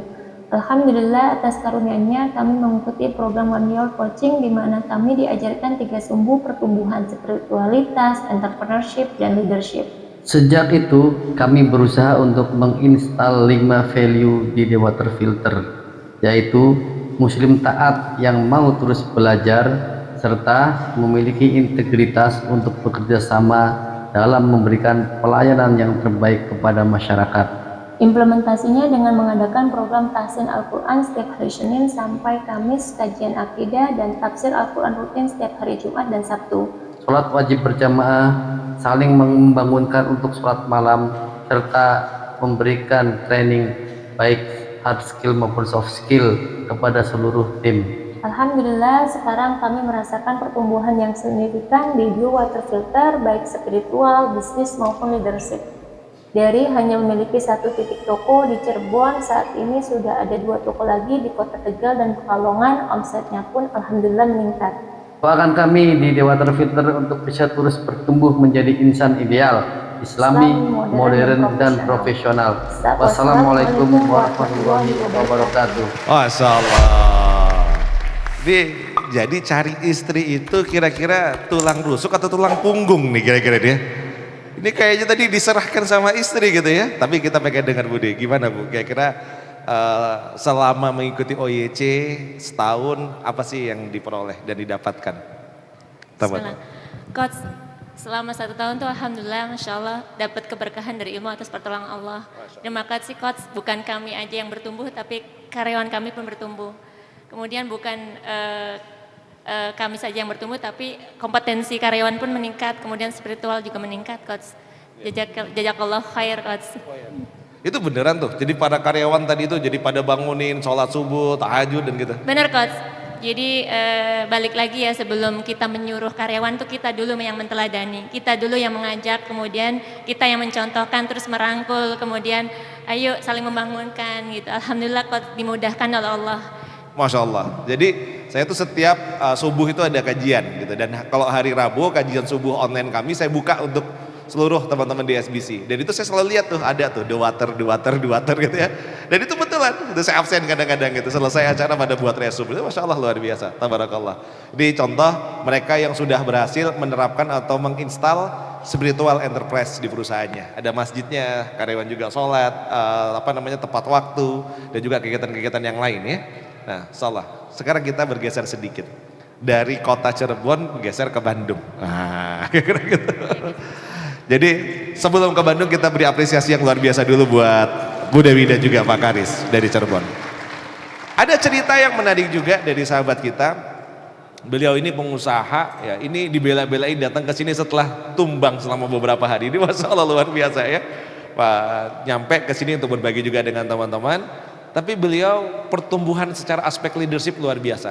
Chapter Bandung yang tadinya pertumbuhan kegiatan acara tidak begitu semarak semenjak ada Mas Dimas dan kawan-kawan, Masya Allah luar biasa. Pertumbuhan chapternya juga cukup berkembang secara pesat. Tentu ada nilai-nilai leadership di sana. Nah Mas Dimas bisa cerita sedikit selama ikut OYC dan juga apa yang didapatkan. Baik, Bismillahirrahmanirrahim. Assalamualaikum warahmatullahi wabarakatuh. Salam kenal Bapak Ibu semuanya, nama saya Dimas Ari Mukti dari Bandung. Alhamdulillah bersyukur sekali bisa kenal sama SBC ini, kenal sama KPB dan juga kenal sama OYC. Nah di OYC pertemuan keempat waktu itu Coach Ridwan menyampaikan di Leader Camp tentang Edmund Hillary dan Tenzing Norgay.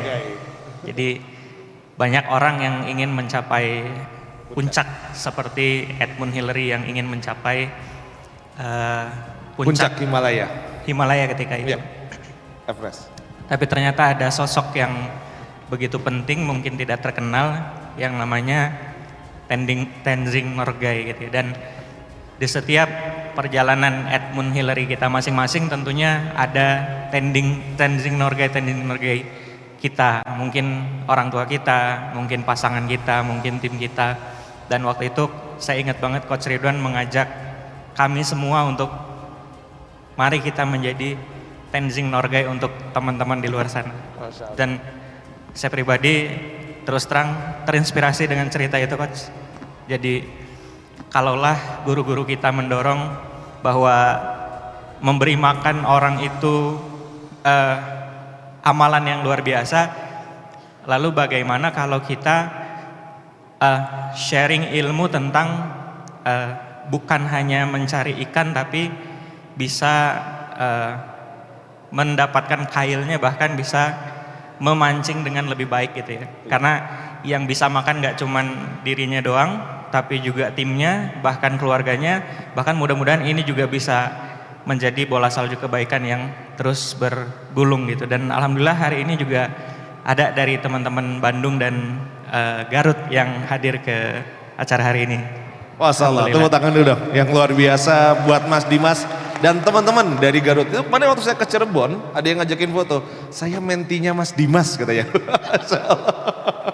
Jadi katanya dari Garut datang jauh-jauh ya, karena teman-teman yang sudah selama ini dibina sama Mas Dimas ya.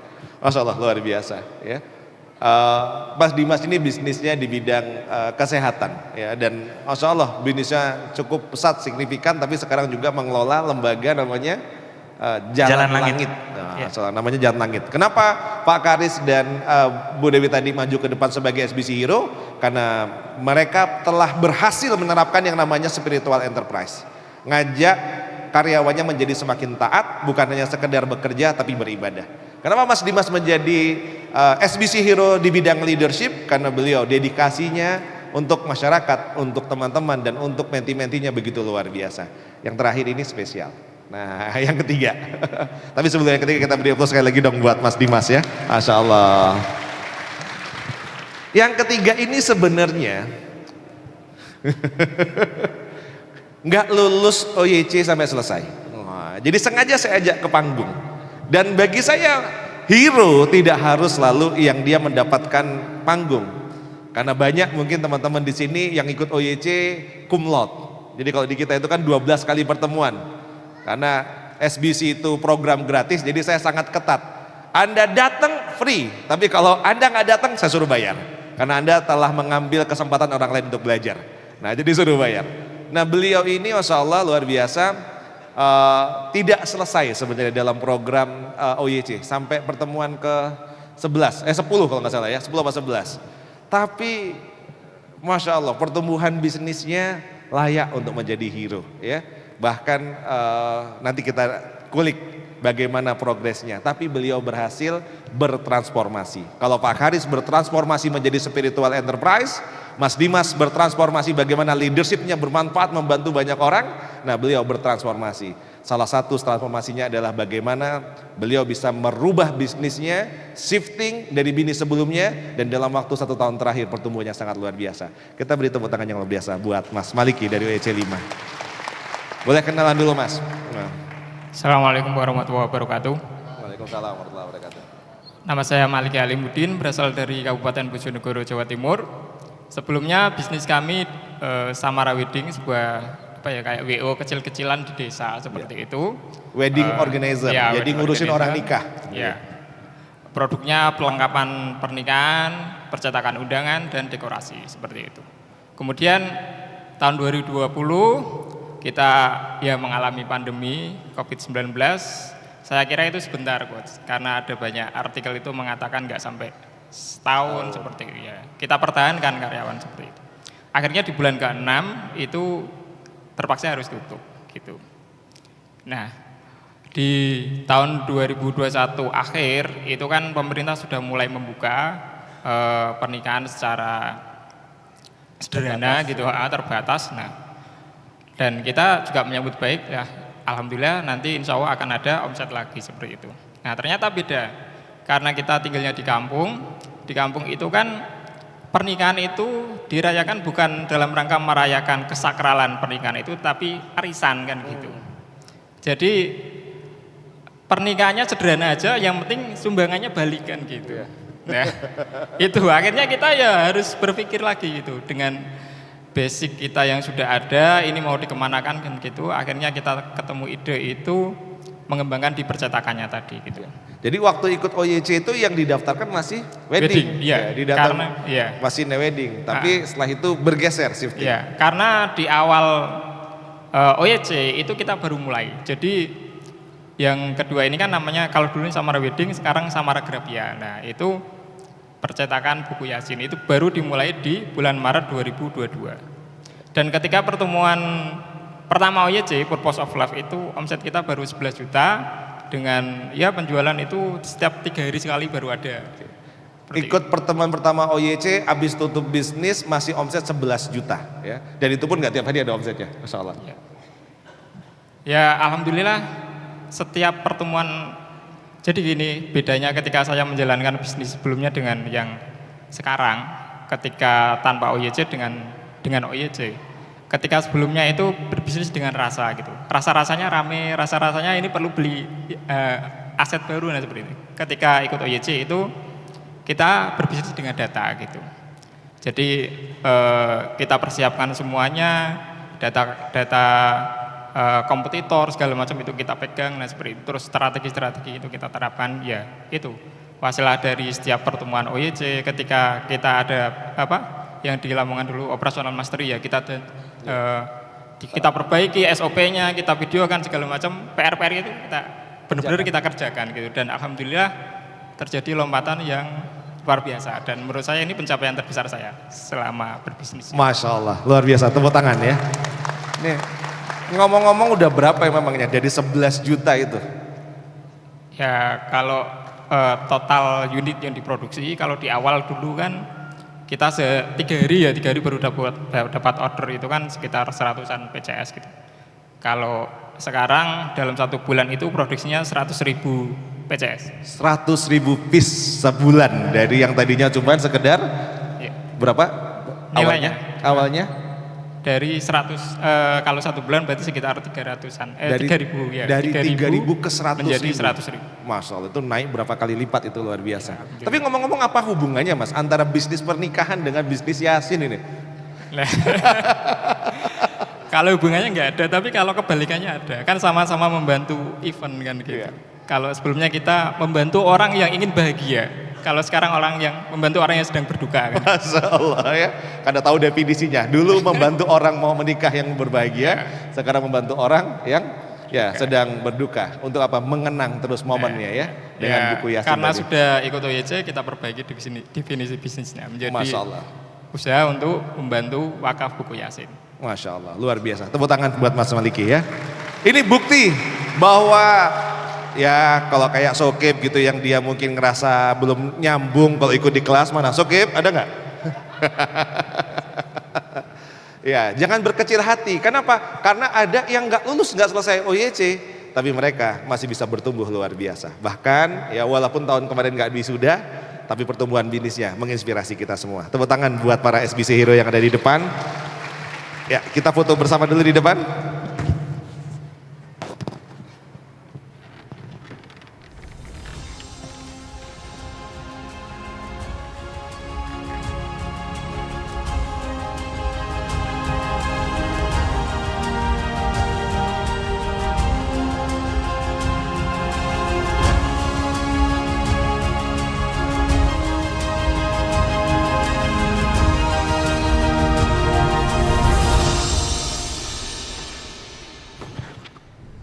Oke. Nah, mereka tadi bisnisnya sudah miliaran, cuman takut untuk nyebutin angka. Kenapa? Karena kalau disebutin takut ada media. Ya. Karena kalau sudah besar, angka jadi sensitif. Kenapa? Takutnya videonya bocor sampai ke orang pajak. Tapi Masya Allah luar biasa, Mas Malik itu pertumbuhan bisnisnya luar biasa ya. Nah, salah satunya. Teman-teman sekalian, kalau tadi itu adalah teman-teman dari program OYC, ya. Ada lagi program di atasnya OYC, namanya adalah KLP. Apa itu KLP? Quantum Leap Program. Kok hilang? Aman. Ya, namanya Quantum Leap Program, ya. Oke, nggak nyambung Mas Luhur? Bisa? Nah, bedanya apa? Kalau tadi OYC serius-serius acaranya bahasnya marketing mastery, operational mastery, human capital mastery, financial mastery gitu ya. Ngomonginnya data, angka. Ini kalau yang ini senangannya jalan-jalan ya. Jadi acaranya sebenarnya jalan-jalan. Acara besok di mana? Bali. Besok kemana lagi? Bogor ya. Jadi ngumpulnya nggak pernah terlalu serius dan memang lebih kecil kelasnya. Saya ambil mereka-mereka yang sudah lulus program dari OYC, kita bina lagi untuk bagaimana bisa scale up. Jadi kalau OYC fokusnya adalah grow, bertumbuh kayak tadi, dari cuman 3.000 bisa mencapai angka 100.000, itu Anda hitung aja omsetnya, dari 11 juta sudah berapa miliar angkanya. Pertumbuhan Masya Allah luar biasa. Nah, di program KLP mereka bagaimana berbicara untuk bisa scale up. Nah, kali ini saya akan panggil salah satu dari SBC Hero di program KLP yang juga mampu mentransformasikan bisnisnya yang Masya Allah luar biasa ya. Bahkan di tengah kondisi bisnis yang lagi sulit, mereka tetap mampu melejit. Tepuk tangan yang meriah buat Mas Arfian Cahyadi Utama dan Mbak Asti Mitayani untuk bisa maju ke depan.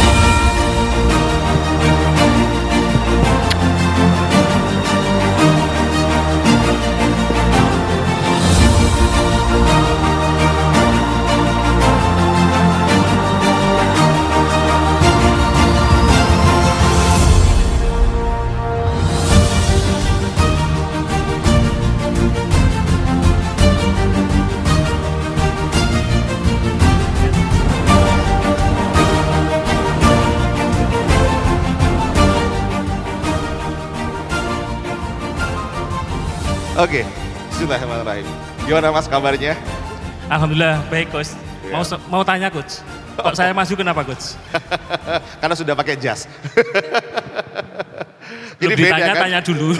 Beda dengan yang tadi, yang sudah maju sebelumnya. Ya, yang ini sudah kelihatan kan dari tampilannya saja sudah beda.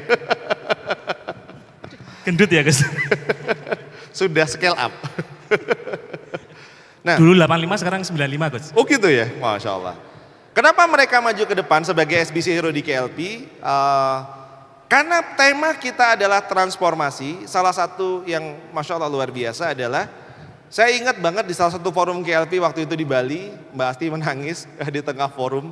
Kenapa? Karena targetnya penjualan tidak bisa tercapai. Yang menargetkan penjualan waktu momen lebaran bisa mencapai berapa itu? 65 ribu nggak salah ya?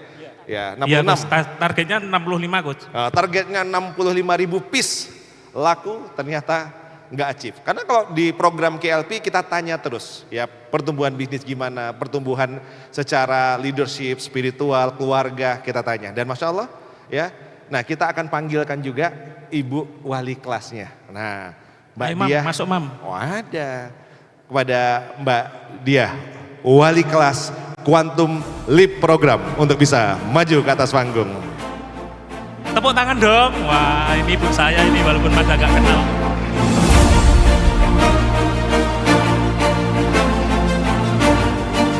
Ini adalah saksinya ketika Mbak Ati nangis. Tapi Masya Allah luar biasa ya. Setelah episode target tidak tercapai, stok numpuk, bahkan mungkin nanti akan cerita sendiri apa yang dialami sampai harus jual aset. Tapi beliau bisa melewati materi yang kita bahas di Bali, cemumumen tadi yang kita bahas bisa diaplikasikan. Mereka berhasil mentransformasikan produk dan model bisnisnya untuk tetap survive di tengah krisis. Silakan, mungkin Mas Arfian cerita sedikit yang tadi. Ini karena waktunya singkat ya Gus ya. Saya serahkan ke istri saya Gus. Oke, ya. Langsung. Tugas saya itu menyenangkan istri itu udah beres gitu. Silakan Mbak Asti. Iya kan Gus? Bismillahirrahmanirrahim. Assalamualaikum warahmatullahi wabarakatuh. Waalaikumsalam warahmatullahi wabarakatuh. Perkenalkan kami Asti Mitayani dan Arfian Cahyadi Atmaja dari chapter Jogja, peserta KLP 2 di tahun ini. Kami bisnisnya di bidang fashion, memproduksi mukena, gamis, dan family set, couple set dan sebagainya. Dengan sistem keagenan.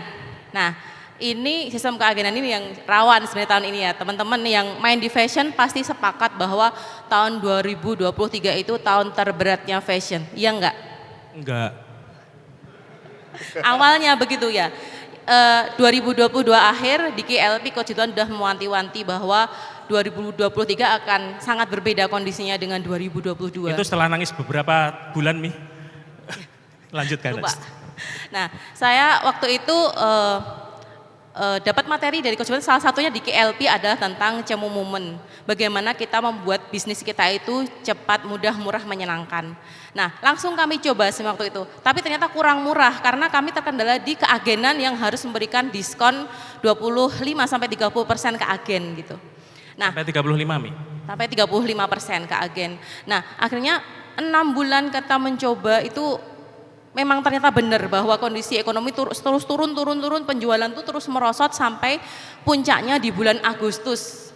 Bulan Agustus awal itu lemes, Gus. Ya, Kakinya lemes. benar-benar ibaratnya saya merasakan itu bahkan lebih buruk kondisinya dibanding pandemi. Satu kali PO itu cuma dapat 118 piece dan itu terburuk selama kami buka brand. Ya, sejak 2018 sampai. Itu tidak cukup untuk operasional dengan 25 karyawan dan 150 penjahit yang harus ada terus yang dijahit setiap harinya. Sampai akhirnya kami nutup ya kita tetap jahit produk yang belum laku gitu. Jadi ya udah kita tetap jahit diisi lainnya dengan mengorbankan akhirnya kami menjual 1 mobil dan 2 motor untuk menyelamatkan bulan Agustus itu. Itu motornya istri bukan motor saya. Ya motor saya. Nah itu kemudian kami mikir ini kalau enggak kita membuat gebrakan lagi di bulan ini, entahlah kita kayaknya udah habis nih di bulan September. Nah akhirnya kita mencoba ini mungkin kita kurang murah gitu ya, karena kita sekarang kan tolak ukur murah itu bukan lagi dibandingkan dengan sesama brand keagenan, tapi adalah dengan TikTok dan marketplace. Dulu B2B itu dia masih survive karena agennya dapat margin ya. Tapi sekarang B2B babak belur, karena apa? Karena banyak brand langsung end user dengan mereka punya platform di TikTok. Jadi harganya dibandingkannya dengan harga end user. Mau kamu punya brand, mau kamu punya jaringan distribusi, mereka nggak peduli gitu. Jadi harganya disamakan dengan harganya yang ada di TikTok ya. Iya. Dan kita ada beberapa owner tuh yang udah sampai merubah model bisnisnya dari keagenan ke retail. Tapi kami mikir, ini ada 10.000 agen reseller. Kalau kita tiba-tiba berubah menjadi retail, bagaimana mereka? Karena rezeki, ya Masya Allah dilewatkan untuk 10.000 orang agen dan reseller itu. Akhirnya kita mau nggak mau harus melakukan Cemumomen itu yang lebih ini lagi ya, greget lagi extreme execution ekstrim gitu ya. Banget Coach. Setiap pom bensin itu sudah pernah saya tiduri Coach. Iya. Nah itu akhirnya kita efisiensinya luar biasa dari si produk ya, dari si produk itu kita mencari benar-benar kita keliling Jawa untuk mencari supplier kain termurah dan dapat kita. Untuk sebuah material kain kita dapat termurah se-Indonesia. Nah terus akhirnya kita juga melakukan efisiensi hal yang terkecil seperti, sebelum yang terkecil itu misalnya biaya jahit, kemudian kita nego lagi, kemudian untuk tim photoshoot, karena photoshoot itu komponen di fashion itu termasuk cost yang besar sekali. Kami sekali photoshoot 5 juta, bahkan kalau family saya 20 juta sekali photoshoot. Nah itu merupakan komponen yang tinggi sekali dan membuat harga jadi tinggi, dan itu kami bikin tim sendiri sekarang. Jadi tim photoshoot sendiri, model kita sendiri, fotografer sendiri. Nah itu benar-benar sangat memangkas biaya HPP gitu. Kemudian juga sampai hal terkecil seperti yang biasanya label itu ada di mukena dan di tas mukena, kita taruh di mukenanya saja. Ternyata per bulan itu jutaan efisiensinya, jutaan. Terus kemudian banyak sekali ya, termasuk ke edukasi ke tim kita harus efisien dan sebagainya itu untuk memangkas semua HPP. Dan akhirnya ada salah satu produk yang dulu pernah booming dengan harga 219.000 keagenan, itu kita bisa jual 135.000 keagenan ya. Nah itu alhamdulillah luar biasa mendapatkan PO sejumlah 60.000 piece mukena. Lebih sih. Di luar lebaran. Iya di Himara. Masya Allah, tepuk tangan yang luar biasa ya. Jadi bertransformasi model bisnis dan produknya, dan akhirnya justru malah bukan momen lebaran pun ya itu masih bisa survive ya. Luar biasa, itu tadi salah satu contoh bentuk transformasi yang dilakukan di Himara dan Palopa ya. Dan semoga terus bisa bertumbuh. Ada lagi bertambahkan sedikit mungkin? Cukup? Nah mungkin dari itu yang tadi latihan tadi kok ada yang belum keluar. Lanjutkan dong. Tadi itu latihan sejam loh Gus. Oh Masya Allah, luar biasa. Mbak Dia mungkin ada yang mau ditambahkan? Sedikit? Ya mungkin sedikit saja menambahkan. Ketika di KLP mendapatkan materi ini, saya memang melihat, kalau kita berangkatnya dari Bali ya Coach ya, karena Cemumun ini pertama kali kita dengarnya di Bali, waktu tahun pertama. Dan kita melihat bagaimana ceritanya teman-teman ya di KLP, semuanya keluar data-data. Tapi yang paling detail gitu saya melihat memang di Mbak Asti, kekuatannya Himara Palopa itu di Mbak Asti memang. Iya, saya ya. kan drivernya doang kan. Jadi artinya datanya itu sangat mendetil, dan bahkan beberapa kali di pertemuan KLP itu kami satu kamar Coach. Itu menjadi poin yang didiskusikan di dalam kamar Coach.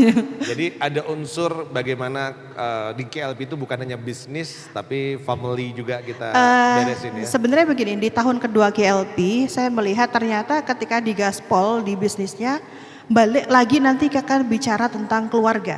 Ya. Karena sisi keluarga itu menjadi salah satu pilar untuk scale up ya teman-teman semua. Sehingga ketika mau setinggi apa bisnis kita, kalau keluarga belum beres, hubungan antar personal dengan suami istri misalnya paling dekat, itu belum selesai, maka setinggi nanti akan jatuh juga. Balik lagi ke poin family dulu. Sehingga yuk di tahun kedua kita harus bikin couple deh kayaknya. Iya. Wajib hadir dengan istrinya atau Gitu dengan ya, suaminya. yang suami istri pecah-pecah ikut KLP. Ya, maka kalau di KLP memang programnya beda Betul, dengan WC. dan ini kan kelihatan lompatan-lompatannya luar biasa sekali gitu. Karena ada sesi deep talk, ada sesi sharing. Dan saya ngelihat sebenarnya bukan hanya karena faktor Cemumun saja mereka bertumbuh, tapi ada faktor keberkahan dan juga ada faktor Betul, keberuntungan. ini semua tentunya ada faktor karena keberuntungan. Cuman mau cerita waktunya sudah habis katanya. 1 menit Gus, boleh Gus? Boleh, 1 menit.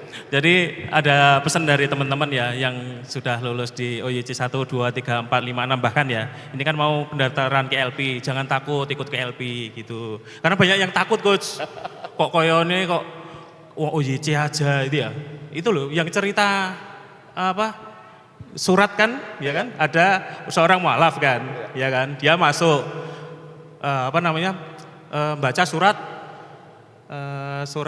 semut ya kan panjang, kemudian dia mau ikut lagi tuh, mau ikut jamaah lagi, nanti imamnya mau membaca surat apa? Surat gajah gitu. Akhirnya dia nggak mau ikut Coach, nggak mau ikut jamaah karena loh semut suratnya dawa mosok gajah suratnya pendek kan gitu. Nah KLP bisa jadi jauh lebih mudah daripada OYC yang teman-teman bayangan. Gitu. Ikutlah gitu ya, waktu habis. Masya Allah, luar biasa. Tepuk tangan buat Mas Arfian dan juga buat Pasti ya. Sudah promosi ini, nanti 100.000 ya Mbak ya. Mohon maaf karena waktunya terbatas. Tapi setelah ini kita akan panggil juga ke atas panggung teman-teman dari KLP yang lain yang sudah hadir ya. Karena apa? Karena agenda kita hari ini selain kita tadi mengundang SBC Hero dari KLP, juga ini menjadi momen penutupan pertemuan Quantum di program yang kedua, dan kita akan panggil teman-teman dari KLP 2 ya, insyaallah.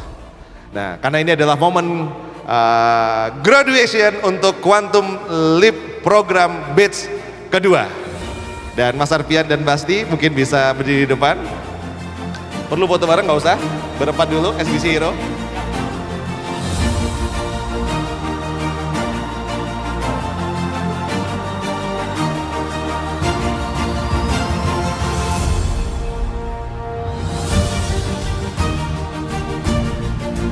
Oke, secara simbolik kita akan berikan di situ saja Mas Arfian. Baik, wisudawan Quantum Leap Program Batch 2. Boleh ini dulu. Kasih yang punya Mas Arfian Basti. Dua.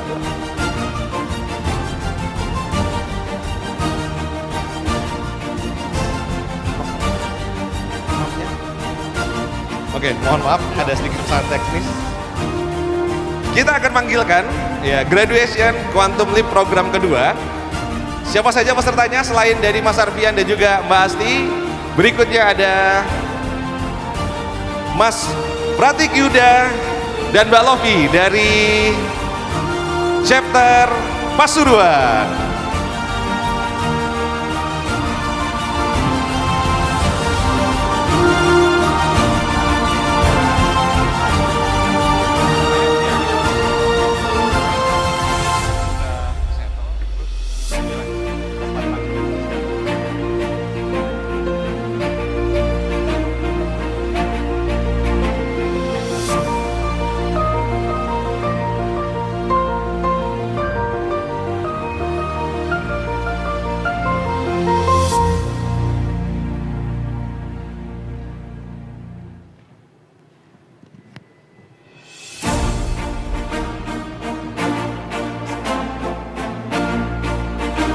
Aringga Bayu P dan Anis Zubaida dari Laskar Terna.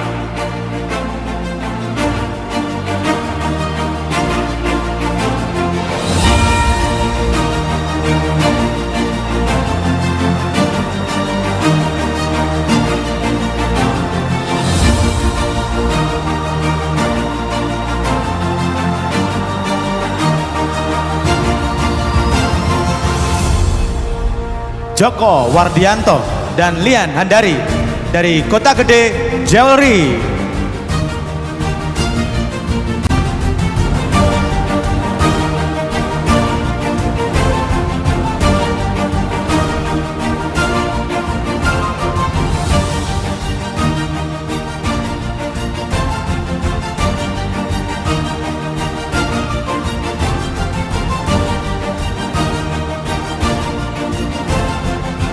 Aden Baim dan Alfi Prastika dari Baby Jam.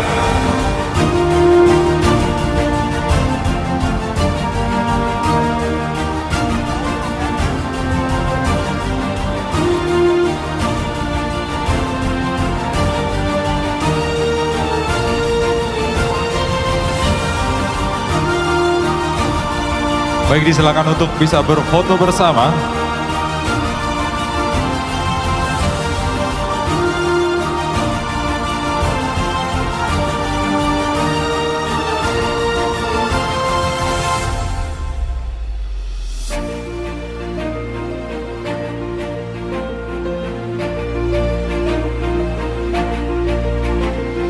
Baik, berkenan kepada para wisudawan untuk tetap berada di atas panggung karena akan ada penyerahan cenderamata tali kasih kepada gurunda dan juga kepala sekolah kuantum LIP program batch 2. Assalamualaikum warahmatullahi wabarakatuh. Walau tulisannya waktu sudah habis, insya Allah kita masih selalu ada waktu. Guru yang cerdas menghasilkan murid yang hebat. Namun guru yang hebat menghasilkan murid yang bisa bisnisnya bisa bermanfaat bagi umat. Tepuk tangan untuk guru kita Gus Dewan Abadi. Saya Joko Wardianto mewakili seluruh keluarga besar KLP yang telah dididik, dibina kurang lebih selama 2 tahun lamanya di musim-musim yang sangat berat. Hari ini kami ingin mengucapkan terima kasih jazakumullah khairan kasiran pada guru kita Gus Ridwan Abadi, pada Umi Ririn, juga kepada Ibu Diah yang telah membantu kami untuk bisa lebih baik dari waktu ke waktu, mendengarkan curhat kami dari mulai jam 9 pagi sampai dengan jam 12 malam, dan menemani kami dari kota ke kota. Maka hari ini kami ingin mengucapkan terima kasih dan juga mohon maaf yang sebesar-besarnya pada guru kita yang telah mendampingi dengan tulus. Kami yang unik dan penuh dengan salah ini mohon maaf yang sebesar-besarnya. Dan juga kami tahu selama 2 tahun terakhir, walaupun guru tidak pernah menyampaikan makna dan pesan kepada kita, dan walaupun guru tidak pernah menyampaikan keluh kesah, karena memang bagi guru menurut Mbah Mainun Zubair, mengajar adalah sebuah rekreasi bagi guru, tapi kami tahu begitu banyak perjuangan dan pengorbanan guru, terutama Umi Ririn dan juga Gus Ridwan, sehingga izinkan kami dengan keterbatasan dan segala alasan kekurangan kami memberikan hadiah kepada guru kami yang mungkin mohon untuk tidak dinilai nominalnya, tetapi manfaatnya semoga bisa bermanfaat. Bisa ditampilkan. Umi Ririn bisa dibantu untuk naik, Umi Ririn. Beri tepuk tangan untuk Umi Ririn.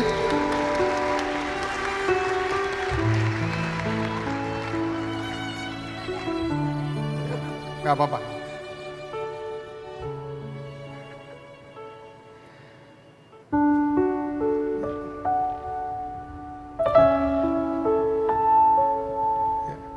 Bismillahirrahmanirrahim. Hari ini kita berikan hadiah sebuah motor kepada Coach Ridwan Abadi dan juga Umi Ririn. Ya.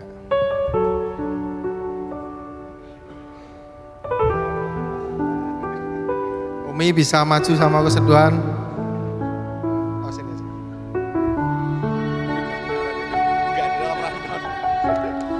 Mengapa motor? Tepuk tangan dulu teman-teman. Ya. Mas Baim nanti mau menyampaikan lagi. Nah, insyaallah mengapa motor nanti Mas Baim sepatah dua patah kata akan pengen menyampaikan mengapa hadiahnya motor dan sebenarnya motor itu untuk apa. Nah ini Mas Baim dipersilahkan. Terima kasih. Assalamualaikum warahmatullahi wabarakatuh. Kami memberikan hadiah motor karena Coach Ridwan ini sering bilang bahwa wis wae angkrem itu kayak sebuah ayam terus mau menetaskan telur itu. Coach Ridwan mau menetap di Malang. Juga ada namanya tempat yang akan digagas kemarin namanya pesantren SBC, pesantren peradaban sosial. Nah harapan kami semoga motor ini bisa dipakai Coach Ridwan naik turun gunung, mendaki gunung. Terus sama Umi Ririn motoran berdua gitu, romantis seperti kita diajarkan di GLP, couple romantis gitu. Jadi ya di Bali kemarin juga waktunya habis. Terima kasih ya, kira-kira begitu. Semoga motor ini motor dakwah kepada Umi Ririn dan Coach Ridwan, dipakai dakwah ke teman-teman SBC. Semoga bermanfaat untuk kita, semoga bermanfaat untuk umat. Terima kasih. Assalamualaikum warahmatullahi wabarakatuh. Juga yang terakhir bisa diwakili mungkin istrinya Mas Joko, kepada Mbak Diah kami bisa memberikan sebuah wali kelas yang sangat sudah kita repoti berkali-kali, anak-anak couple yang ribet ini. Mbak Diah silakan ke sini, ini hadiah untuk Mbak Diah, emas senilai sekian-sekian gram. Tepuk tangan buat wali kelas kita.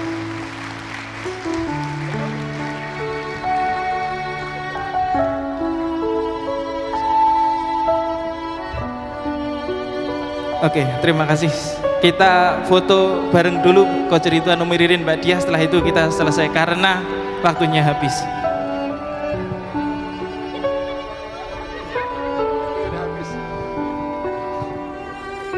Ini di luar skenario, nggak ada dalam rundown.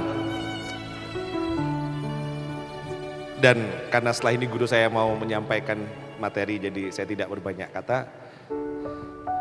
Saya cuma mengucapkan terima kasih sebesar-besarnya kepada seluruh teman-teman KLP. Semoga niatnya Allah terima dan semoga menjadi manfaat buat kami dan juga buat santri-santri dan juga buat semua yang sedang kita kerjakan. Sekali lagi dari hati yang paling dalam, terima kasih yang sebesar-besarnya. Insya Allah mungkin itu kata mungkin tidak bisa menjawab atau menjelaskan semua ada yang dirasa. Tapi insya Allah persaudaraan kita semoga kekal sampai bisa di surga sana. Amin. Ya Rabbal Alamin.